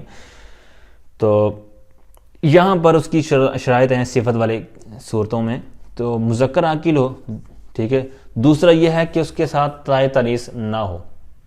مثال اس کی انہوں نے دی ہے جیسے علامتن، علام سے علامتن آخر میں تا لگائی ہے، تو یہ مبالغے والے سبق کے اندر صرف کے اندر جو آپ نے پڑھا ہوگا کہ یہ تا کیوں لگاتے ہیں، مبالغے کے لیے، بہت زیادہ مبالغے بدل کرنے کے لیے. اچھا، تو بہرحال انہوں نے دوسری شرط بیان کیا کی کہ تائے تانیث اس کے ساتھ نہ آتی ہو، جیسے علامہ مثال بھی دی ہے. اب اس سے واو نون کے ساتھ جمع کیوں نہیں بنا سکتے، اس کی انہوں نے 2 صورتیں بیان کی. کہتے ہیں یا تو واو نون اس کے ساتھ لگا دیں گے، علامہ تون، یعنی تا کو باقی رکھتے ہوئے واو نون ساتھ آخر میں لگا دیں گے تو علامہ تون. اگر اس طرح کریں گے تو اس طرح کیا خرابی لازم آئے گی؟ ایک تو یہ کہ واو نون جمع مذکر کے لیے چونکہ آپ پڑھ رہے ہیں اور جمع مذکر سالم کے لیے استعمال ہوتی ہے، ٹھیک ہے. دوسرا یہ ہے کہ ساتھ میں اگر گول تا بھی لگا دیں گے تو وہ تو چونکہ آپ کو پتہ ہے کہ مونس پر دلالت کرے گی، تانیث والی ہے، تو لہٰذا یہاں پر خرابی کیا لازم آئے گی کہ ایک تو مونس کا بھی ساتھ میں اشارہ ہو رہا ہے، ساتھ میں واو نون مذکر والا بھی اشارہ ہو رہا ہے، ٹھیک ہے. تو لہٰذا یہاں پر یہ 2 چیزیں جمع ہو جائیں گی تو یہ جو خرابی لازم آئے گی کراہت ہے اور درست نہیں ہے جو نحات کے نزدیک. دوسری صورت کہ آپ اگر تا ہی درمیان سے ہٹا دیں، جس طرح کہ ابھی آپ نے کہا کہ یہاں پر 2 چیزیں جمع ہو رہی ہیں، واو نون جمع مذکر والی اور ساتھ میں تا مونس بھی، تو کسی نے کہا کہ بھائی کیا کریں، رولے مکان آنا، تو جمع ہم چونکہ بنا رہے ہیں تو ہم درمیان سے تا کو گرا دیتے ہیں تو جناب رولہ ختم ہو جائے گا. تو رولہ اس طرح نہیں ختم ہوگا بھائی، واو نون تو آپ نے لگا دیا لیکن بھائی علامہ جس مقصد کے لیے گول تا لگائی تھی وہ مقصد ہی فوت ہو جائے گا. کیوں مقصد فوت کیوں کون سا ہوگا؟ وہی جو میں نے بھی عرض کیا تھا شروع میں کہ علام کے ساتھ تا لگانے کا مقصد یہ تھا کہ بہت زیادہ مبالغہ، یعنی مبالغے پر دلالت کرنے کی تھی، یعنی بہت بڑے علم والا، علامہ فہامہ جس طرح کہتے ہیں نا. تو اگر اب گول تا ہی درمیان سے ہٹا دی جو مبالغے کا معنی جو دے رہی تھی، جب وہ مقصد ہی فوت ہو گیا تو پھر جمع لانے کا وہ مطلب کیا مطلب بنے گا، ٹھیک ہے. تو لہٰذا یہاں پر دونوں صورتیں خراب ہیں. تا کو باقی رکھتے ہوئے واو نون لگائیں گے اس کی خرابی لازم ہے کہ وہ بھی میں نے عرض کر دی، اور اگر اس کو ہٹا دیں گے تو پھر اس کا مبالغے کا جو مقصد ہے وہی فوت ہو جائے گا، جو غرض تھی تا لگانے کی وہ فوت ہو جائے گی، ٹھیک ہے. تو یہ ساری صورتیں تھیں. والبواقی منھا ما اشار الیہ بقولہ. اب یہ 2 شرطیں تھیں جو ابتدائی طور پہ انہوں نے بیان نہیں کی. بقیہ جو تیسری، چوتھی، 5ویں شرط ہے وہ اوپر سے ہم پڑھتے ہیں. آئیے اوپر، لیٹس گو. وَيَجِبُ أَن لَا يَكُونَ أَفْعَلَ مُؤَنَّثُهُ فَعَلَاءَ كَأَحْمَرَ وَحَمْرَاءَ. یہاں پر انہوں نے تیسری صورت بیان کی ہے. کہتے ہیں کہ واجب ہے کہ لا یکون، کہ وہ اسم یعنی جس کی آپ جمع بنا رہے ہیں وہ اسم نہ ہو. کیا نہ ہو؟ کہتے ہیں وہ اسم افعلا، یعنی افعلا، ایسا افعلا وزن نہ ہو، مؤنثہ فعلاء، کہ جس کی مؤنث فعلاء آتی ہے. مثال کے طور پہ انہوں نے آگے بیان کی ہوئی مثال کہ احمر، اس کی جمع آتی ہے حمراء. یہی انہوں نے بیان کیا نا کہ جس کی آپ واو نون کے ساتھ یا یا نون کے ساتھ جمع بنا رہے ہیں تو وہ کیا چیز نہ ہو. یہ شرط ہے تیسری. کہتے ہیں وہ اسم ایسا افعلو وزن نہ ہو، افعلو وزن نہ ہو کہ جس افعلو کی وزن فعلاء کے وزن پر آتی ہے، ٹھیک ہے، جس کی مؤنث فعلاء کے وزن پر آتی ہے. اس کی مثال دیکھیں گے تو آپ کو زیادہ آسان ہو جائے گا. جیسے احمر کی جمع حمراء ہوتی ہے، افعلو فعلاء وزن بن گیا احمر حمراء. تو اب احمر کی احمرون نہیں ہم بنا سکتے. کیوں؟ کیونکہ یہاں پر انہوں نے ایک شرط بیان کی ہے، تیسری جو شرط ہم پڑھ رہے ہیں کہ وہ اسم کے افعلو، یعنی ایسا افعلو نہ ہو کہ جس کی جو مؤنث ہے وہ فعلاء آتی ہو، تو لہٰذا اس کی چونکہ آتی ہے تو لہٰذا واجب ہے کہ ہم اس کو نہیں بنائیں. اب اس کو ہم نہیں بنا سکتے. اب اس کی علت کیا ہے، اس کی وجہ کیا ہے، تو اس کو حاشیہ نمبر انہوں نے 3 لا یکونا کا جو حاشیہ ہے اس کے اندر انہوں نے اس کو بیان کیا ہے. تو کہاں پر بیان کیا ہے، یہ تیسری لائن میں آ کر دیکھیں. کہتے ہیں کہ اب چونکہ افعلو کا جو وزن ہے تو اس میں تفضیل بھی آتی ہے. جس طرح آپ نے پڑھا ہوا ہے افضل افضلانی افضلون، تو افعلو کا جو وزن ہے اس کی جمع اس میں آتی ہے لیکن اس میں تفضیل کے اندر آتی ہے. جس طرح میں ابھی گردان پڑھی افعلو افعلانی افعلون اضرب اضربانی اضربون، تو اب وہاں پر اس کی جمع آتی ہے. اب افعلو اس وزن پر جمع آتی ہے اس میں تبدیل کے اندر. اگر ہم افعلو یہ جس کی مؤنث فعلاء آتی ہے اس کے اندر بھی اس کی بنا دیں، یعنی اس کی بھی واو نون کے ساتھ ہم جمع بنا دیں، تو یہاں پر پھر التباس لازم آئے گا. ہم فرق نہیں کر پائیں گے کہ بھائی کہ یہ جو آپ عبارت کے اندر واو نون کے ساتھ جمع دیکھ رہے ہیں یہ اس میں تفضیل والی صورت میں سے کوئی صیغہ ہے یا پھر یہ جو صفت والا صیغہ ہے افعلو جس کی مؤنث فعلاء آتی ہے یہ اس میں سے ہے. تو لہٰذا یہ فرق نہیں ہو پانا تھا، یہ التباس لازم آنا تھا. ٹھیک ہے، تو اس وجہ سے اس صورت میں اس کی واو نون کے ساتھ جمع نہیں آئے گی جو ابھی تیسری شرط کے ساتھ ہم نے اوپر پڑھا ہے. اچھا، جب اتنی بات ہوئی تو پھر کسی نے ایک اور اعتراض جاڑ دیا، وہ بھی انہوں نے نیچے بیان کیا ہوا ہے. انہوں نے کہا بھائی آپ تو کہتے ہیں کہ اس صورت میں نہیں آ سکتی کہ جس کی جمع یعنی ایسا افعلو کہ جس کی فعلاء مؤنث آتی ہو. ہم آپ کو مثال دیتے ہیں کہ جو اسی صورت پر ہے، یعنی ایسا ہی افعلو ہے کہ جس کی مؤنث فعلاء آتی ہے لیکن وہاں پر تو واو نون کے ساتھ آئی ہوئی ہے. وہ کون سی مثال ہے؟ کہتے ہیں جیسے اجمعو جمعاؤ، ٹھیک ہے، تو اس کی جمع جمعاؤ آتی ہے. اسی طرح یہ اس میں تقید کے سبق کے اندر بھی ساری باتیں آئی ہیں. تو یہ جو باتوں سے بنا دی یہ اجمعو کا لفظ. تو اب یہ جو انہوں نے مثال بیان کی ہے کہ اس کی تو جمع اجمعون آئی ہے، حالانکہ اجمعو جمعاؤ کے وزن پر ہے. اور تیسری جو شرط آپ نے اوپر بیان کی ہے بالکل یہ تو اس کے اوپر پورا اتر رہا ہے کہ یہ اجمعو جمعاؤ اس کی مؤنث آتی ہے، تو لہٰذا اس کی تو نہیں آنی چاہیے تھی. آپ نے اجمعون یہ استعمال ہوئی ہے، تاکید کے سبق کے اندر بھی ہوئی ہے اور ویسے بھی عبارتوں کے اندر آتی ہے. تو لہٰذا یہ آپ کا جو شرط تھی یہ درست نہیں ہے. تو کہتے ہیں بھائی یہ آپ کی بات مطلب اپنی جگہ پر ٹھیک ہے لیکن یہ بھی خلاف قیاس ہے. پہلا جواب یہ ہے کہ یہ جو واو نون کے ساتھ اس کی جمع آئی یہ خلاف قیاس ہے. ٹھیک ہے، پہلا جواب کیا ہے، یعنی اس کے دو جواب ہیں اس اعتراض کے. پہلا یہ ہے کہ یہ خلاف قیاس ہے. دوسرا جواب یعنی پہلی بات یہ ہے کہ ہم آپ کی بات مان لیتے ہیں کہ بھائی یہ افعلو فعلاء کے وزن پر آیا ہے اور یہ صفت والا معنی ہے، تو لہٰذا یہاں پر ہی خلاف قیاس ہے. آپ کی بات ٹھیک ہے. دوسرا بات یہ کہتے ہیں او ہوا فی الاصل افعلو تبدیلی، یعنی کہتے ہیں کہ اصل میں اس میں تبدیلی تھا. یعنی جو ہم کہہ رہے ہیں نا کہ افعلو اس میں تبدیل والی صورتوں میں تو اس کی جمع آتی ہے، تو ہم کہیں گے کہ یہ اصل میں اس میں تبدیل والی صورت ہے. ٹھیک ہے، تو لہٰذا اس کے اندر الوان اور عیوب جو ہے تو اس کی عدمیت ہے، تو لہٰذا اس وجہ سے یہ صورت ہے. تو ٹھیک ہے، کہنے کا مقصد یہ ہے کہ دو طرح اس کے جواب ہیں. ایک تو یہ ہے کہ ہم آپ کی بات مان لیتے ہیں، اس کو خلاف قیاس کہہ کے ہم جواب دیتے ہیں. دوسرا یہ کہتے ہیں کہ بھائی یہ اس میں تبدیل والی صورت میں اصل پر تھا، یعنی اصل میں یہ اس میں تبدیل والی صورت تھی. اچھا جی، بہرحال یہاں تک ہم نے تیسری صورت اس کی ابھی پڑھی ہے. چوتھی صورت مطلب چوتھی شرط اس کا اسی طرح عطف ہوگا وَيَجِبُ أَلَّا يَكُونَ، اسی طرح وَيَجِبُ أَلَّا فَعَلَانَ. ٹھیک ہے، اسی طرح آگے والی جو صورتیں دو اور رہتی ہیں. کہتے ہیں وَلَا فَعَلَانَ مُؤَنَّثُهُ فَعْلَا، اور کہتے ہیں اور نہ کہتے ہیں وہ اسم ایسا فعلانہ ہو جس کی مؤنث فعلا آتی ہے. ٹھیک ہے، افعلو جس کی مؤنث فعلا کے وزن پر آئے وہ بھی نہیں آئے گا واو نون کے ساتھ جمع.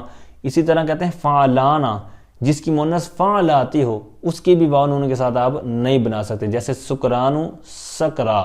ٹھیک ہے، اس سے بھی آپ واو نون کے سکرا نونا نہیں بنا سکتے. ٹھیک ہے، اس کی بھی وجہ انہوں نے حاشیہ نمبر فعلانہ کا جو 4 ہے اس کے اندر بیان کی ہے. کہتے ہیں فرقن بینہ و بین فعلانہ، کہتے ہیں فعلان جس کی مؤنث فعلانہ تو آتی ہے تو اس کے درمیان فرق کرنے کے لیے ایک تو یہ فعلانہ جس کی مؤنث فعلا آتی ہے اس کے، اور فعلان جس کی مؤنث فعلانہ آتی ہے، تو اس کے درمیان فرق کرنے کے لیے یہ کہتے ہیں، کیونکہ اگر اس کے اندر بھی لے آئیں گے تو فرق نہیں رہے گا۔ آگے پانچویں جو شرط بیان کر رہے ہیں، اس کے اندر دو چیزیں ہوں گی، وہ اکٹھی اسی شرط کے تحت آئیں گی، فعیل اور فعول والی، اور کہتے ہیں ولا فعیلا بمعنی مفعول کا جریح بمعنی مجروح، ولا فعولا بمعنی فاعل کا صبور بمعنی صابر۔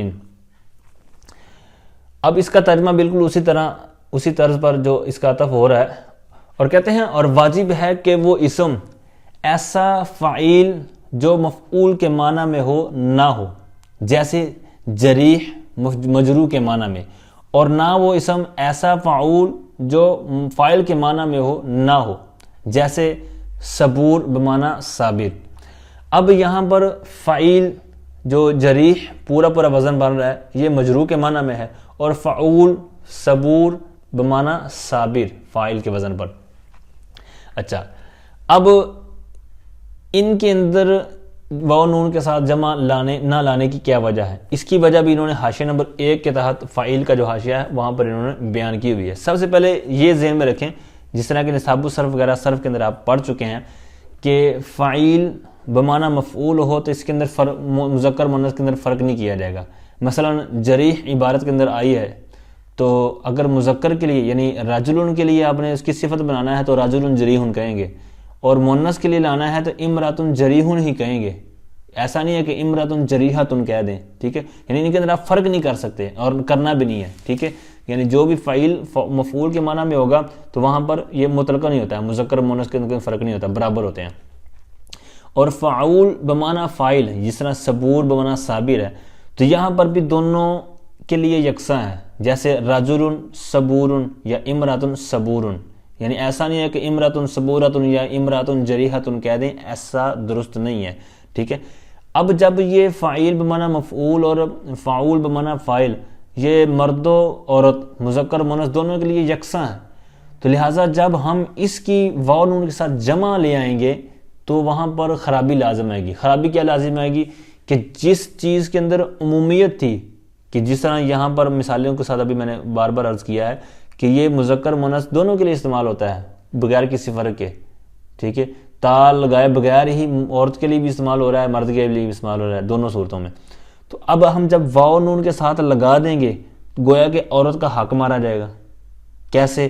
کہ مثال کے طور پر جریحون ہم کر دیتے ہیں، تو یہ تو پھر عورت کے لیے تو استعمال ہی نہیں ہوگا، کیوں؟ کیونکہ یہاں پر واو نون یہ تو مذکر کی ہے، مذکر سالم کی آپ نے علامت ساتھ لگا دی ہے، تو لہٰذا عورت کا حق مارا جائے گا، تو لہٰذا اس عورت کے حق کو بچانے کے لیے یہاں پر یہ ہم نے صورت ڈن کر دی کہ بھائی آپ بنا ہی نہیں سکتے، واو نون کے ساتھ اس کی جمع آ ہی نہیں سکتی، ٹھیک ہے، کس کی؟ ولا فعیلا، اور یہ پوری صورت کی، ٹھیک ہے، جو 5ویں شرط کے تحت ہم نے بات کی ہے، ٹھیک ہے۔ امید کرتا ہوں یہ بات بھی آپ کو سمجھ آئی ہوگی، کیونکہ اگر واو نون کے ساتھ ہم بناتے ہیں تو یہاں پر یہ خرابی لازم آئے گی کہ جو بات مطلقاً تھی اس کو گویا کہ ہم مقید کر رہے ہوں گے، ٹھیک ہے، تو لہٰذا مطلقاً کو ہم مطلقاً ہی رکھیں گے، واو نون کے ساتھ ہم جمع نہیں لے کے آئیں گے، ٹھیک ہے۔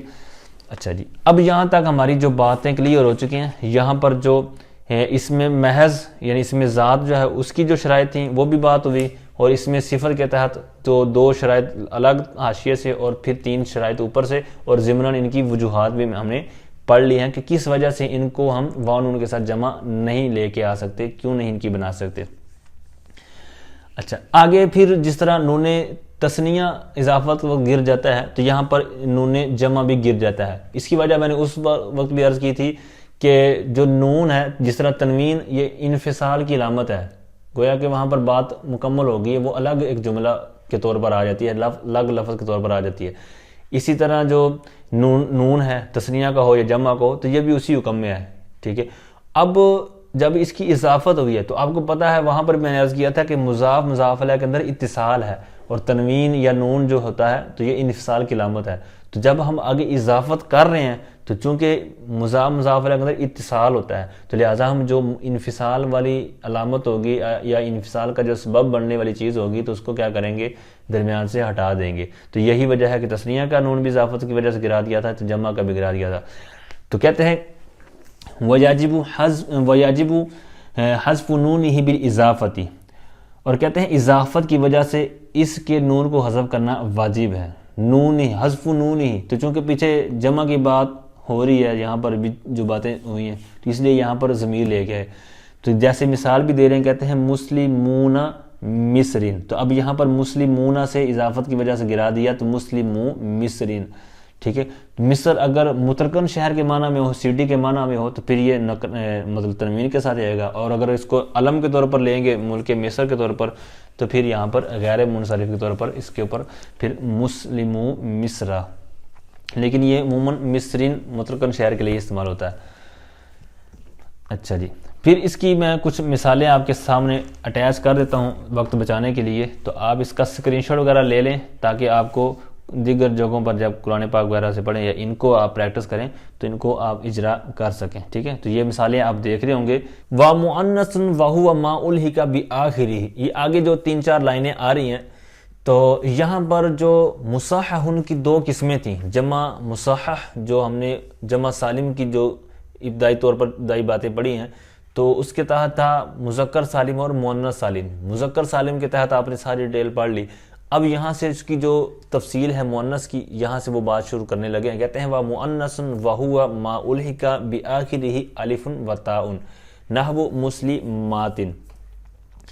اور مؤنث یعنی جمع مؤنث سالم، وَهُوَ اور وہ ہے مَا أُلْحِقَ بِآخِرِهِ جس کے آخر میں لاحق کیا گیا ہو، الف وتاء، الف اور تا.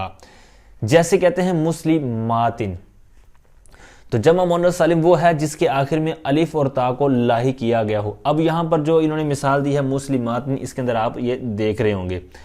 اچھا، اب یہاں پر یہ جو جمع مؤنث سالم ہے اس کے اندر تعمیم ہے، اس کے اندر عموم ہے، کیونکہ پچھلی جو جمع مذکر سالم تھی وہاں پر کیا کہا گیا تھا کہ یہ ذوی العلوم کے ساتھ خاص ہے. ٹھیک ہے، پھر اس کے اوپر دیگر جو گفتگو ہوئی، لیکن یہاں پر تعمیم ہے، اس کے اندر عام رکھا گیا ہے، خواہ یہ ذوی العقول کے ساتھ آئے یا اس کے علاوہ کے ساتھ آئے. ٹھیک ہے، اگرچہ وہ مذکر ہو، جیسے کہتے ہیں انہوں نے نیچے اس کی مثالیں بھی دی ہوئی ہیں، الکواکب الطالیات. اچھا، اب یہاں پر تھوڑا سا آپ نے غور کیا ہوگا، اگر نہیں کیا تو اب کر لیں کہ اب یہاں پر انہوں نے مثال صرف ایک دی ہے، مسلمات. اب ایک ہی مثال کیوں دی ہے؟ کیونکہ جب جمع مذکر سالم کے اندر انہوں نے الگ مثالیں دی تھیں، مطلب مسلمون اور مسلمین، 2 طرح مثالیں دی تھی، اور ساتھ میں اوپر بیان بھی 2 طرح کیا تھا کہ واو ماقبل مضموم یا اسی طرح یا ماقبل مکسور، یعنی الگ الگ 2 چیزیں اس کی تعریف کے اندر بھی بیان کی تھی اور اسی حساب سے مثالیں بھی دی تھی. تو اس کی وضاحت میں نے وہاں پر بھی عرض کی تھی، اسی طرح مثنیٰ کے تحت بھی عرض کی تھی. تو اشارہ میرا سمجھ گئے ہوں گے کہ میں کیا بات کہنا چاہ رہا ہوں. تو وہی بات کہنا چاہ رہا ہوں کہ یہاں پر جو ایک مثال دی ہے مسلماتن، یہ اس وجہ سے دی ہے، اور ساتھ میں جو پیچھے تعریف ہو رہی ہے الف و تاء کو جو انہوں نے کہا ہے کہ آخر میں الف اور تا لاحق کریں گے، تو اس سے بھی آپ سمجھ گئے ہوں گے کہ چونکہ جو اعراب والی صورتیں ہیں، یعنی حالت رفع ہوگی، حالت نصبی ہوگی، حالت جری ہوگی، تو ان اعراب کی صورتوں کو دیکھیں گے تو اسی سے بات ہماری مطلب کفایت کر جائے گی. یعنی الف تا لگا دیں گے، جس طرح آپ دیکھ رہے ہیں مسلمات، اب اس کے اوپر اعراب جاری کوئی بھی نہ کریں، تو اب جب اعراب جاری کرنے کی باری آئے گی تو اس کے اندر کوئی چینجنگ نہیں کرنی پڑے گی، یعنی الف اور تا کے علاوہ کوئی اور چیز نہیں لانی پڑے گی. کیونکہ جو مسلمون اور مسلمین تو وہاں پر ضرورت تھی حالت رفع کے اندر واو والی صورت لے کے آنا اور حالت نصبی جری کے اندر یا والی صورت لے کے آنا، لیکن چونکہ جمع مؤنث سالم کا اعراب آتا ہی اس صورت میں ہے کہ حالت رفع دمہ کے ساتھ، ٹھیک ہے، اور حالت نصبی جری جو کسرہ کے ساتھ آئے گی، تو لہٰذا یہاں پر کوئی ایکسٹرا جو واو نون یا اس طرح کی 2 دیگر صورتیں ہیں، حروف وغیرہ نہیں لے کے آنے پڑیں گے، صرف حرکات سے ہی کام چل جائے گا. ٹھیک ہے، تو لہٰذا یہاں پر صرف حرکات کا معاملہ تھا، تو لہٰذا الف اور تا کا کہا گیا اور ساتھ میں اعراب جو مثال بھی ایک ہی دی گئی. اچھا جی، اب یہاں تک جو جمع مؤنث سالم کی بات، اس کی جو تعریف ہے وہ ہوئی. اب آگے جو اس کی شروع کر رہے ہیں وہ اس کی شرائط کے اوپر بات کرنے لگے ہیں. کہتے ہیں وَشَرْطُهُ إِنْ كَانَ صِفَةً. اب یہاں سے جو 2 سمپل سی اس کی شرطیں ہیں آگے جو آ رہی ہیں، تو اس سے پہلے ذہن میں رکھیں کہ کسی بھی اسم کا جب آپ نے جمع بنانا ہے، یعنی کوئی بھی جمع مؤنث سالم بنانی ہے، تو اس کا جو مفرد ہوگا، یعنی جس مفرد سے آپ نے جمع مؤنث سالم بنانی ہے، الف تا جس اسم کے ساتھ جس مفرد کے ساتھ لگانا ہے الف تا، اب اس کی 2 صورتیں ہیں. وہ اسم صفت ہوگا، ٹھیک ہے، اس میں صفت ہوگا، یعنی اس کے اندر صفت والا معنی ہوگا، یعنی جس طرح اس میں فاعل ہے، جس طرح آگے مثال بھی آ رہی ہے، یہ جو آپ نے ابھی پڑھی ہے مسلمات، تو یہ مسلماتون سے بنا ہے، تو یہ صیغہ صفت ہے، ٹھیک ہے. تو اب وہ جمع سالم جو ہے وہ مفرد سے جو بن رہی ہے وہ صفت کا صیغہ ہے یا نہیں ہے، ٹھیک ہے. یہ جو چیزیں آپ نے یاد رکھنی ہیں. تو پہلی بات کہ اگر جس کے آخر میں آپ الف تا لگا کر جمع مؤنث سالم بنا رہے ہیں وہ جو مفرد ہے تو وہ کیا ہے، کہتے ہیں ان کانا صفتن وشرطہ ان کانا صفتن، اس کی شرط مراد یہ جو بھی بات ہوئی نا کہ جمع مؤنث سالم جس کے آخر میں الف تا لگائیں، تو اب جس کے آخر میں الف تا لگانا ہے اس کی شرط کیا ہے، کہتے ہیں ان کانا صفتن، اگر وہ جو اسم ہے وہ صفت ہو، واللہ مذکر، اور اس کے لیے مذکر ہو.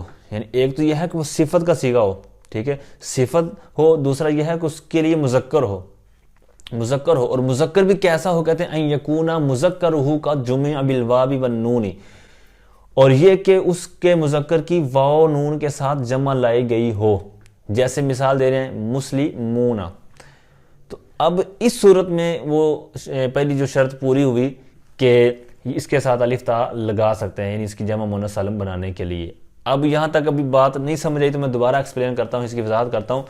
سب سے پہلے انہوں نے کہا ہے کہ اس کی شرط یہ ہے کہ وہ صفت ہو، اس کے ساتھ آپ الف تا لگا سکتے ہیں. اب صفت ہو مسلمتن، جس طرح میں نے شروع میں عرض کیا کہ اس میں فاعل کا صیغہ ہے، صیغہ صفت بھی اس کو کہہ سکتے ہیں آپ. تو مسلمتن یعنی مؤنث کے صیغے مؤنث سے بنیں گے، تو مسلمتن، مسلمتان، مسلماتن، ٹھیک ہے. تو اب مسلمتن یہ صیغہ صفت ہے، تو یہ پہلی بات ان کی کلیئر ہوئی، اس کی شرط یہ ہے کہ وہ صیغہ صفت ہو، یہ بات ہوئی. اب اس کے ساتھ آپ نے الف تا والی نہیں یعنی صورت ذہن میں رکھنی. اب اس کی شرطیں میں گنوا رہا ہوں. پہلی بات کیا ہوئی کہ وہ صیغہ صفت ہو، مسلمتن صیغہ صفت ہے، ٹھیک ہے. اب مسلمتن صیغہ صفت ہے تو اس کا جو مد مقابل مذکر ہے تو وہ ہے بھی یا نہیں، تو کہتے ہیں ہے، والا ہوں مذکرن، تو یہ اس کے اندر مذکر والی صورت پائی جا رہی ہے کیونکہ اس کا مسلمتن کا جو مد مقابل ہے وہ مسلمن آتا ہے، ٹھیک ہے. تو یہ بات ہوئی. اب پھر انہوں نے ایک اور چیز ساتھ میں ایڈ کر دی کہ جو اس کا مذکر آتا ہے اس کی جمع جو مذکر سالم ہے واو نون کے ساتھ آتی ہو، یعنی اس کی جمع مذکر سالم بھی آتی ہو. تو جیسے مسلمون سے مسلمون آتا ہے، تو لہذا کہتے ہیں جب یہ ساری صورتیں پائی گئی ہیں تو اب جا کر آپ اس کا جو مفرد ہے یعنی مؤنث کا تو اس صیغہ صفت کے ساتھ الف تا لگا سکتے ہیں، ٹھیک ہے. اب یہاں پر یہ جو شرط کے اندر دو تین قاعدے لگائی ہیں کہ صفت کا صیغہ ہو تو اس کی جناب مذکر بھی ہو، اور مذکر کے اندر یہ ہے کہ اس کی واو نون کے ساتھ جمع بھی آتی ہو. تو یہ ساری چیزیں لگانے کی وجہ کیا تھی؟ تو اس کی وجہ مین چیز یہی ہے کہ آپ کو پتہ ہے کہ مذکر اصل ہے اور مؤنث اس کی فرع ہے. اب اگر مذکر کی ہم واو نون کے ساتھ جمع نہ ہو، جس طرح کہ بالفرض اگر تھوڑے لمحے کے لیے سوچ لیں، ویسے تو مسلمون سے مسلمون جمع مذکر سالم آتی ہے، لیکن تھوڑے سے اس سوال کو سمجھنے کے لیے جو اس کی حکمت کو، تو یہ سمجھیں کہ اگر مسلمون نہ بنتی، مسلمون سے مسلمون اس کی جمع مذکر سالم نہ ہوتی، لیکن اس سے مسلمات آتی، تو پھر خرابی کیا لازم آنی تھی کہ یہاں پر جو مؤنث ہے اس کی فضیلت گویا کہ بڑھ جانی تھی، اس کا جناب شرف، اس کی جو بلندی ہے وہ بڑھ جانی تھی. کیوں کہ جناب جمع مؤنث سالم یہاں اس کی تو یعنی سالمیت والی آتی ہے جمع مؤنث سالم جو مؤنث کے طور پر ہے، لیکن مذکر کی سالمیت والی جمع نہیں آتی. تو لہٰذا یہاں پر یہ خرابی لازم آنی تھی. تو لہٰذا ان کے اندر برابری رکھنے کے لیے کہ مؤنث سالم کی بھی آتی ہے تو پھر اس کی بھی آنی چاہیے، اگر اس کی نہیں آتی تو پھر اس کی بھی نہیں آئے گی، ٹھیک ہے. تو لہٰذا جمع مذکر کی یہ پھر قید لگائے گی کہ اس جو مذکر ہے جس کا مد مقابل جو بیان کیا جا رہا ہے، تو لہٰذا اس کی واو نون کے ساتھ جمع بھی آنی چاہیے تاکہ یہ جو خرابی ہے یہ لازم نہ آئے، ٹھیک ہے. تو اسی وجہ سے یہاں پر قید لگائے گی تاکہ جو مذکر کے اندر کمی نہ رہ جائے، ٹھیک ہے. امید کرتا ہوں یہ بات آپ کو سمجھ آئی ہوگی، ان کی جو حکمت ہے، وجہ ہے کہ اس کا مد مقابل مذکر ہو اور جناب اس کا جناب واو نون کے ساتھ جمع بھی آتی ہو، تو یہ کیوں انہوں نے قید لگائی ہے، ٹھیک ہے. یہ ساری ڈیٹیل انہوں نے پچھلے صفحے کے حاشیے کے اندر انہوں نے کچھ بیان کی ہوئی ہے، تو اس کے اندر دیگر بھی ڈیٹیل تھی، وہ میں اس طرف نہیں جا رہا. سبق ہمارا پہلے ہی کافی لمبا ہو چکا ہے، ابھی مزید رہتا ہے. تو اب یہ پہلی جو صورت تھی یہ اس طور پر تھی کہ وہ جو صفت کا صیغہ ہے اس کے لیے مذکر ہو، اور اگر مذکر ہو ہی نہ، ٹھیک ہے، یعنی ایسے وہ کچھ جس طرح کے آگے مثالوں سے آپ جان جائیں گے کہ کچھ افعال ہوتے ہیں جو عورتوں کے ساتھ ہی خاص ہیں، تو اس کا مذکر کہاں ہوگا، تو پھر اس کی کیسے بنائیں گے. تو یہاں سے پھر اس کی بات کرتے ہیں کہتے ہیں کہ وَإِن لَمْ يَكُنْ لَهُ مُذَكَّرٌ فَشَرْطُهُ أَلَّا يَكُونَ مُؤَنَّثًا مُجَرَّدًا عَنِ التَّاءِ كَالْحَائِضِ وَالْحَامِلِ، اور کہتے ہیں اور اگر اس کے لیے مذکر نہ ہو، یعنی جو اسی بات کو آپ سمجھیں، پیچھے والی عبارت کے ساتھ اس کا عطف رکھیں کہ اس کی شرط یہ ہے کہ اگر وہ صفت ہو، یعنی جس اسم سے آپ نے جمع بنانی ہے، تو وہ جو اسم ہے وہ اس میں صفت ہے، تو اس میں صفت ہے اور اس کا مذکر نہ ہو۔ پہلی صورت میں کیا تھا؟ اس کا مذکر ہو، اب یہ ہے کہ اس کا مذکر ہی نہ ہو، تو پھر کیا ہوگا؟ کہتے ہیں اس کی شرط یہ ہے کہ وہ ایسی مؤنث جو تا سے خالی ہو نہ ہو، یعنی جو جس کی آپ نے الف تا کے ساتھ جمع لے کے آنی ہے، بنانی ہے، تو وہ تا کے ساتھ ہو، تا سے خالی نہ ہو، ٹھیک ہے، یعنی جس کا مد مقابل مذکر نہیں ہے۔ جیسی مثال آپ دیکھیں الحائض والحامل، اب یہاں پر گول تا آپ کو نظر نہیں آ رہی، تو اب ان کا ہم الف تا کے ساتھ جمع مؤنث سالم نہیں بنا سکتے، کیونکہ شرط انہوں نے کیا لگائی تھی کہ جس کا وَإِن لَمْ يَكُنْ لَهُ مُذَكَّرٌ، کہ اگر اس صیغہ جو صفت ہے تو اس کا مذکر نہ ہو، تو یہاں پر مذکر نہیں ہے، تو اب یہاں پر شرط کیا تھی اس کی الف تا بنانے کے لیے کہ اس کے ساتھ گول تا ہو، تو اب یہ گول تا سے خالی ہے، تو انہوں نے کہا تھا کہ وہ گول تا سے خالی نہ ہو بلکہ اس کے ساتھ گول تا ہو، تب آپ الف تا کے ساتھ اس کی بنا سکتے ہیں جمع مؤنث سالم۔ تو لہٰذا چونکہ یہاں پر یہ شرط نہیں پائی جا رہی، تو لہٰذا الحائض اور حامل کی جمع مؤنث سالم الف تا کے ساتھ نہیں آئے گی، یہ جمع مکسر ہی رہے گی، ٹھیک ہے، حوائد، حوامل وغیرہ جو آپ نے اس کے پڑھے ہوئے ہیں۔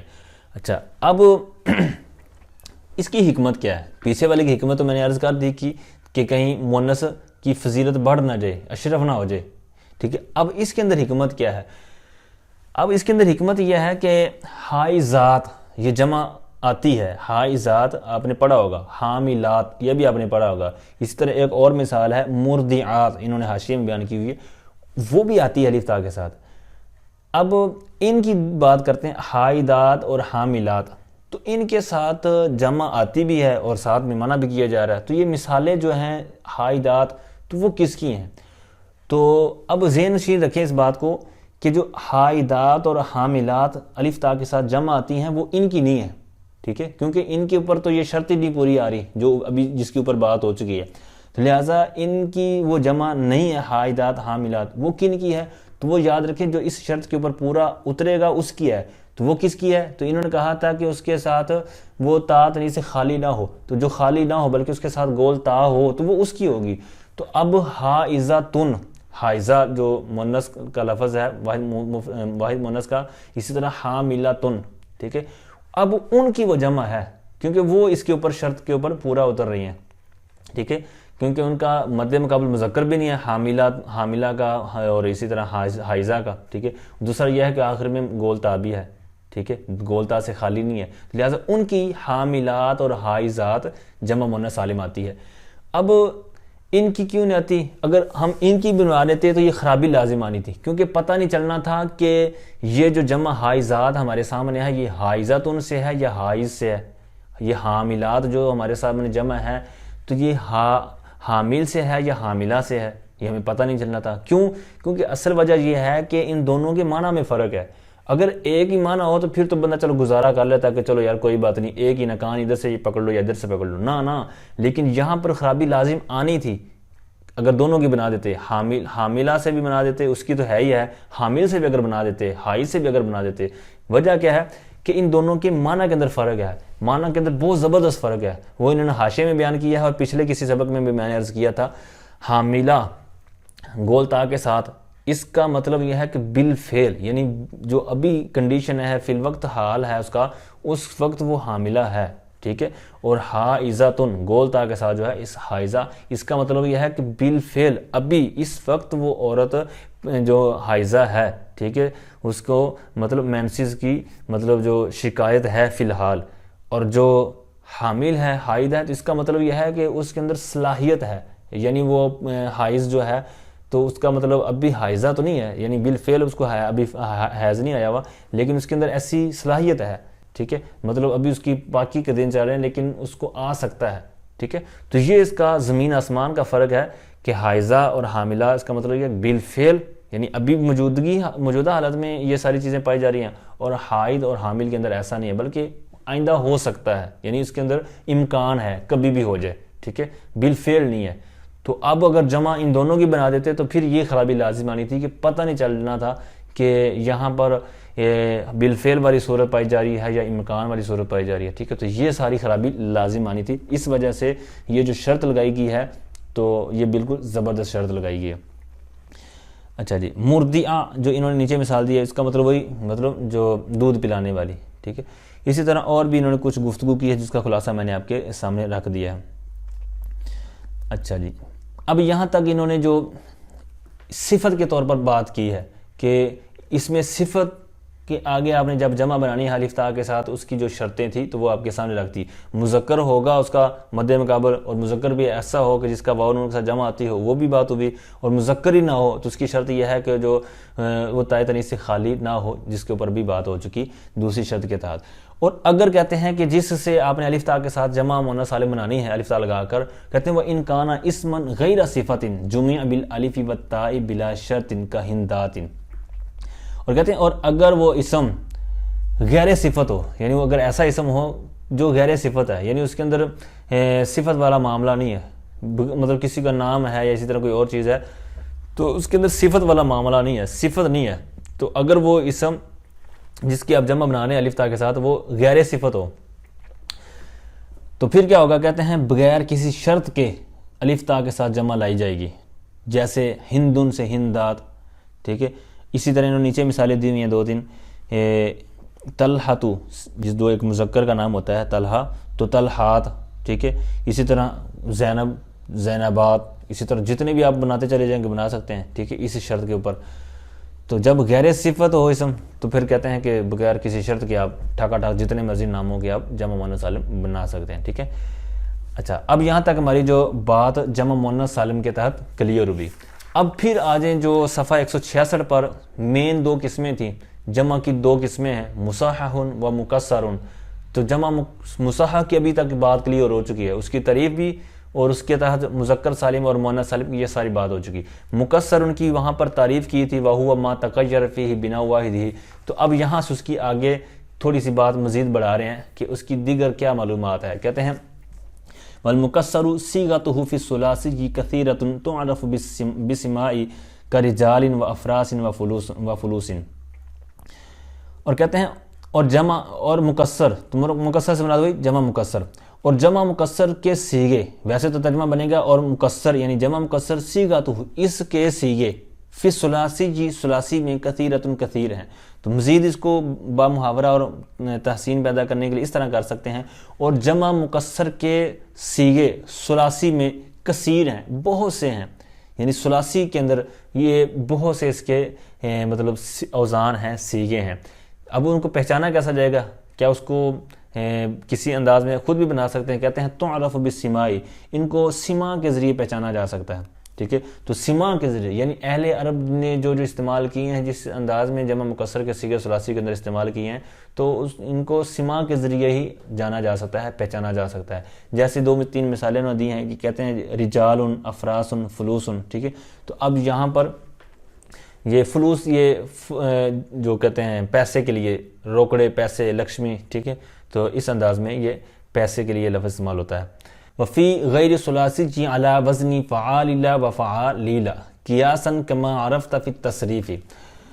اور غیر ثلاثی میں، اوپر ثلاثی کی بات ہوئی اور اب یہاں پر غیر ثلاثی.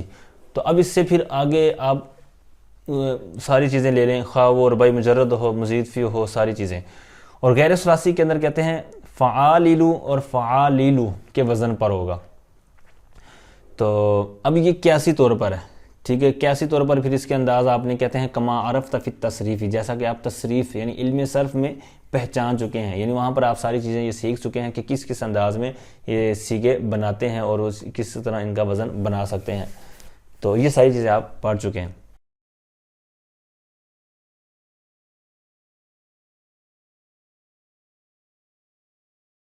ثم الجمع، اب یہاں سے ایک اور تقسیم کری شروع کر رہے ہیں جمع کی. پیچھے جو بھی تقسیم کری جمع کی ہوئی ہے وہ اعتبار لفظ کے تھی، لفظ کا اعتبار کرتے ہوئے تھی کہ اس طرح یہ آگے جمع بنتی ہے، تو وہ لفظ کے اعتبار سے تھی. اب یہاں پر آگے مزید جو جمع کی 2 قسمیں آ رہی ہیں، جمع قلت اور جمع کثرت. تو اب یہ معنی اور مصداق کے اعتبار سے ہیں. یعنی کس معنی پر یہ جمع دلالت کر رہی ہے، کس پر نہیں دلالت کر رہی، کتنے معنی مراد ہیں، ٹھیک ہے. تو اس انداز میں یہ تقسیم کاری ہوگی. اب اس تقسیم کاری سے ایک مزید یہ ذہن میں رکھیں کہ بعضوں کے نزدیک یہ ذہنوں میں بیٹھا ہوا ہے کہ یہ جمع مکسر کی ہی تقسیم کاری ہے، ٹھیک ہے. جس طرح کہ حاشیے سے بھی آپ کو پتہ چل جائے گا کہ یہ بعضوں کے ذہن میں ہوتا ہے، لیکن یہاں پر ایک چیز کا یہ مینشن کر رہے ہیں، کہتے ہیں الجمع مطلقاً، یہ جو تقسیم کاری ہے جمع قلت جمع کثرت، تو یہ مطلقاً جمع کی تقسیم کاری ہے، نہ کہ جمع مکسر کے ساتھ. تو یہ جمع مکسر کے ساتھ خاص نہیں ہے، ٹھیک ہے. تو بہرحال ثم الجمع ایضاً علی قسمین، پھر جمع بھی دو قسموں پر ہے، ٹھیک ہے. پھر جمع بھی دو قسموں پر ہے، یا پھر جمع بھی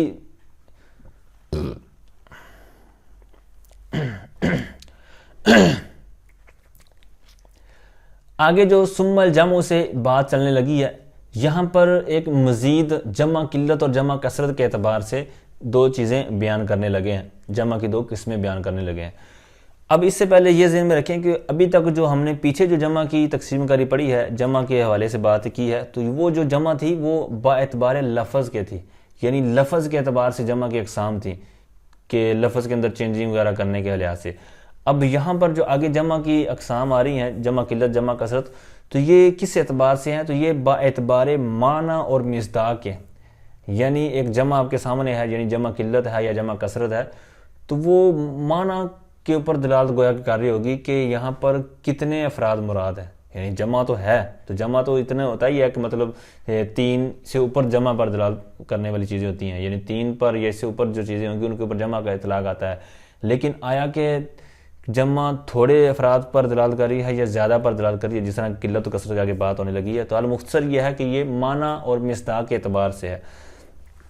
اچھا، دوسری بات یہ ہے کہ بعضوں کے نزدیک یہ جو عام طور پر معروف ہے بچوں کے اندر بھی کہ یہ جمع مکسر کی تقسیم کاری ہے، یعنی جمع مکسر سے آگے قسمیں بنتی ہیں جمع قلت اور کثرت. لیکن حاشیے کے جو ثم الجمع کا حاشیہ نمبر 3 ہے، یہاں پر اس کی انہوں نے تردید کی ہے، ٹھیک ہے. انہوں نے بیان کیا ہے کہ یہاں پر یہ جو تقسیم کری ہے جمع قلت جمع کثرت، تو یہ مطلقاً ہے، جمع مکسر کے ساتھ خاص نہیں ہے. تو بہرحال ثم الجمع ایضاً علی قسمین، پھر جمع بھی دو قسموں پر ہے، جمع قلت وہو ما یطلق علی العشرۃ فما دونہا، جمع قلت اور وہ ہے جس کا اطلاق کیا جاتا ہے 10 پر، پس اس پر جو 10 سے کم ہو. دونا یہ 10-15 معنی کے لیے شاید استعمال ہوتا ہے، کم از کم 10 کے بارے میں تو پڑھا ہے، اور اس کی مثالیں وغیرہ بھی دی ہوئی تھی، معنی بھی بیان کیے ہوئے تھے. وہ انشاءاللہ جب مجھے وہ حوالہ مل جائے گا وہ کہاں پر تھی، تو انشاءاللہ وہ میں کسی سبق کے اندر اٹیچ کر دوں گا تاکہ آپ کی معلومات میں اضافہ ہو. بہت زبردست معلومات تھی، فتاوی رضویہ شریف کے حوالے سے کہیں کسی کتاب میں دیکھی تھی. تو بہرحال جمع قلت وہ ہے کہ جس کا اطلاق کیا جائے 10 پر، پس اس پر جو 10 سے کم ہو، یعنی 10 یا 10 سے کم پر جو دلالت کرنے والی، جس پر دلالت کیا جا رہا ہوگا یا اطلاق کیا جا رہا ہوگا، تو وہ جمع قلت ہوگی. تو اب یہاں پر انہوں نے کہا ہے علی العشرۃ، یعنی 10 پر. اب یہ تو جو صاحب ہدایت النحو ہیں ان کے نزدیک ہے، لیکن عام دیگر کچھ نحوی وہ 10 کو شامل نہیں کرتے، یعنی وہ کہتے ہیں کہ 10 سے کم یعنی 9 تک پر جو اطلاق ہو تو اس کو مراد لیتے ہیں. تو بہرحال ہم تو اس کتاب کے حساب سے دیکھیں گے، لیکن یہ ذہن میں رکھیں کہ ایک یعنی جو مفرد ہے تو وہ مفرد ہے، وہ ایک ہے، وہ جمع نہیں ہے. جو تثنیہ ہے وہ آپ کو پتہ تثنیہ جمع نہیں ہے، تو لہٰذا جو آگے 3 سے اوپر یہ بات چلے گی، یعنی یہ جمع قلت یہ 3 سے 9 تک یا 3 سے 10 تک، اس کتاب کے نزدیک جو صاحب کتاب ہے تو ان کے نزدیک 3 سے 10 تک، اور ویسے اگر دیکھا ہو تو یہ 3 سے 9 تک جمع قلت کا معاملہ ہوگا. اچھا جی، آپ آگے آئیے، کہتے ہیں اس کے اوزان کیا ہیں، یعنی اس کے کچھ اوزان بھی ہیں، کوئی وزن بھی ہیں. تو کہتے ہیں وَأَبْنِيَتُهُ أَفْعُلٌ وَأَفْعَالٌ وَأَفْعِلَةٌ وَفِعْلَةٌ وَجَمْعَ الصَّحِيحِ بِدُونِ اللَّامِ كَزَيْدُونَ وَمُسْلِمَاتٍ. اب اس کے یہاں پر انہوں نے 6 صیغے بیان کیے ہیں. ابنیتہ، ابنیہ مطلب بنائیں، اس کی جو صیغے ہیں، اس کے جو بنیادی جڑ ہیں کہ جن کے اوپر دے کر ہم نے قیاس کرنا ہے کہ بھائی یہ فلاں وزن بر آ رہا ہے. تو اب انہوں نے اس کے 6 بیان کیے ہیں، 4 تو معروف ہیں جو وزن ہے. کہتے ہیں کہ افعل و ابنیتہ، اور اس کی بنائیں، اس کے جو صیغے ہیں، یعنی یہ جمع قلت کی طرف اشارہ ہے ابنیتہ کی ضمیر کا. تو افعل پہلا ہو گیا. اب اس کے وزن پر کئی مثالیں آپ کو مل جائیں گی. وہ افعال اور افعال اور افعلۃ فعلۃ, ٹھیک ہے, ان کی مثالیں انہوں نے نیچے حاشیے میں بیان کی ہوئی ہیں. اچھا جی, وہ جمع الصحیح. اب یہ صحیح میں نے مجرور کیوں پڑھا؟ تو اس کی وجہ یہی ہے کہ یہ جمع جو پیچھے لفظ آ رہا ہے تو یہ اس کی طرف اضافت ہو رہی ہے, اور یہ جمع جو ہے اس سے تثنیہ ہے, جمع جمعان, ٹھیک ہے. تو الف نون تثنیہ کا جو آخر میں نون تھا, تو چونکہ نون تثنیہ جو ہم نے اس سے پہلے جو سبق پڑھا مثنیٰ کا تو اس کے اندر بھی آپ نے پڑھا ہوا ہے. اسی طرح اسی سبق کے اندر جو جمع کا جو اضافت ہوگی جیسے مسلم مصرین ہم نے اب پیچھے پڑھا, تو یہ اضافت کی وجہ سے نون تثنیہ ہو یا نون جمع ہو یہ گر جاتا ہے. تو یہاں پر نون تثنیہ تھا تو یہ جو گرا ہوا ہے, تو دو تثنیہ صحیح کی دو جمع بدون لامی بغیر لام کے, یعنی جو ابھی جمع قلت کی چیزیں بیان ہو رہی ہیں, اوزان بیان ہو رہے ہیں, چار تو وہ سمپل ہو گئے جو پہلے لکھے ہوئے ہیں, اور جمع صحیح کی جو جمع ہے, تو جمع صحیح کی جمع مذکر سالم اور جمع مؤنث سالم یہ دونوں آ جائیں گی. لیکن اس کے اندر بھی قید لگا رہے ہیں, کہتے ہیں بدون لامی. جمع قلت کے اندر یہ اس وقت شمار ہوں گی جبکہ یہ لام الف لام کے بغیر ہوں, ٹھیک ہے, کیونکہ آپ کو پتہ ہے کہ اگر اس کے اوپر الف لام ہوگا تو یہ حکم الگ ہو جائے گا, کیونکہ جو معرب باللام ہوتا ہے تو اس کے اندر استغراق والا معنی پایا جا رہا ہوتا ہے. تو بہرحال یہ جو چیزیں بھی بیان ہوئی ہیں جو یہ 6, تو یہ جمع قلت کے اوزان. اچھا یہ اس کے علاوہ ایک دو اور بھی نیچے کچھ جو کہتے ہیں امام فرا جو ہیں ان کے نزدیک فعالتن, جیسے انہوں نے مثال دی, کہتے ہیں اکالاتن جمع آکلن, یعنی آکلن اس میں فاعل, آکلن آکلانی آکلون اکالاتن, یہ جو جمع ہے یہ جو وزن ہے فعالتن اکالاتن, اس کی مثال جو ہے تو کہتے ہیں یہ امام فرا کے نزدیک فعالتن یہ وزن بھی یہ جو اوپر وزن بیان کیے گئے ان میں شامل وہ کرتے ہیں. تو مطلب گویا کہ یہ ان کے نزدیک وہ اوپر والے اور ساتھ میں پلس ایک یہ ہو جائے گا. اور ایک اور امام ہے کہتے ہیں وزاد بعضهم, بعض نے, یہاں پر ان کا نام نہیں ہے کہ جن کے نزدیک ہے لیکن کچھ نحوی ہیں تو ان کے نزدیک افعلاء یہ مطلب جو وزن ہے یہ بھی ہے. جیسے کہتے ہیں اصدقاؤن, صدیق کی جمع اصدقاؤن, تو افعلاء. تو اب یہ بھی شامل کر لیتے ہیں بعض نحوی, تو مطلب یوں وہ تو مشہور ہیں جو جمہور کے نزدیک ہے, لیکن بعض کے نزدیک یہ دو وزن بھی ہیں. اب جمع کثرت کی بات آتی ہے اور اس کی تعریف کیا ہے, کہتے ہیں وَجَمْعُ كَثْرَةٍ وَهُوَ مَا يُطْلَقُ عَلَى مَا فَوْقَ الْعَشَرَةِ وَأَبْنِيَتُهُ مَا عَدَى هَذِهِ الْأَبْنِيَةِ. اچھا جی, اور جمع کثرت اور وہ ہے جس کا اطلاق کیا جاتا ہے اس پر جو 10 سے اوپر ہوں, علی ما فوق العشرتی, اس پر جو 10 کے اوپر ہوں, مطلب 10 سے اوپر دلالت کرنے والے ہوں. تو 10 سے اوپر یہ کوئی حد نہیں ہے جمع کثرت کی, یہ جناب لاکھوں کروڑوں اربوں جناب جتنے مرضی ہوں تو یہ سب پر دلالت کرے گا غیر متناہی طور پر, لا متناہی طور پر. اب اس کے بنائیں کون سے ہیں, اس کے سیغے کون سے ہیں, اس کے بھی اوزان ہیں, تو کہتے ہیں وہ ابنیتہ, اور اس کے اوزان ما عدا هذه الابنیہ, یہ جو اوپر بنائیں بیان کی گئی نا ابنیہ, یعنی اوپر جو اوزان بیان کیے گئے, کہتے ہیں ان کے جو علاوہ ہیں تو وہ سارے جمع کثرت کے ہیں. اب یہاں پر ایک چیز ذہن میں رکھیں کہ یہ کیسے پتہ چلے گا کہ عبارت کے اندر کوئی جمع آئی ہوئی ہے تو یہ جمع قلت ہے یا جمع کثرت ہے.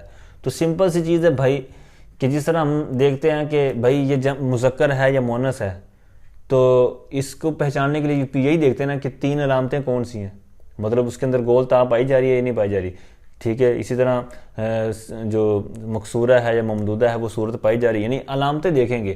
مؤنث کی علامتیں دیکھ لیں گے, اگر نہیں ہے تو بھائی اس کو کہنے کہ یہ مذکر ہے. اسی طرح آپ سے کوئی پوچھتا ہے کہ بھائی یہ جمع قلت ہے یا کثرت ہے, تو یہ 6 جو اوپر وزن بیان کیے گئے افعول افعال افعلۃ فعلۃ, ان کی یہ وزن یاد رکھ لیں یا ان کے طور پر اور آسانی کے لیے ان کی مثالیں ذہن میں رکھ لیں, ٹھیک ہے, جو نیچے حاشیے میں انہوں نے بیان کی ہوئی ہیں.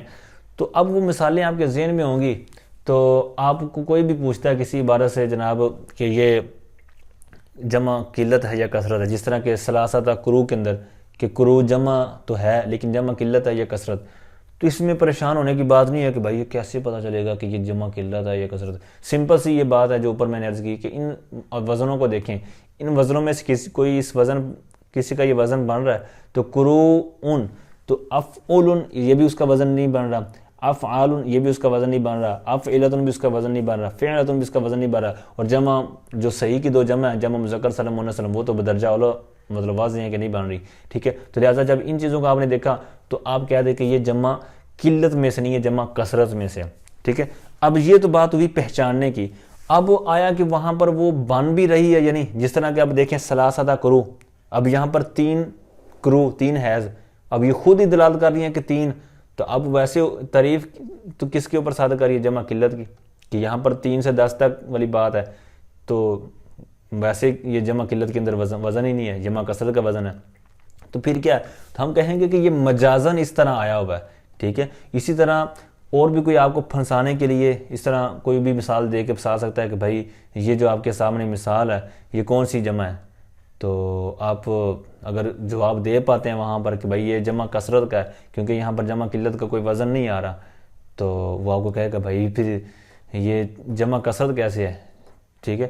تو بہرحال وہاں پر سمپل آپ نے بات یہ ذہن میں رکھنی ہے کہ اس کو سمپل کہنا ہے کہ اگر یہ جمع قلت کا وزن ہے اور جمع کثرت کی جگہ پر آیا ہوا ہے تو یہ مجازی طور پر ہے.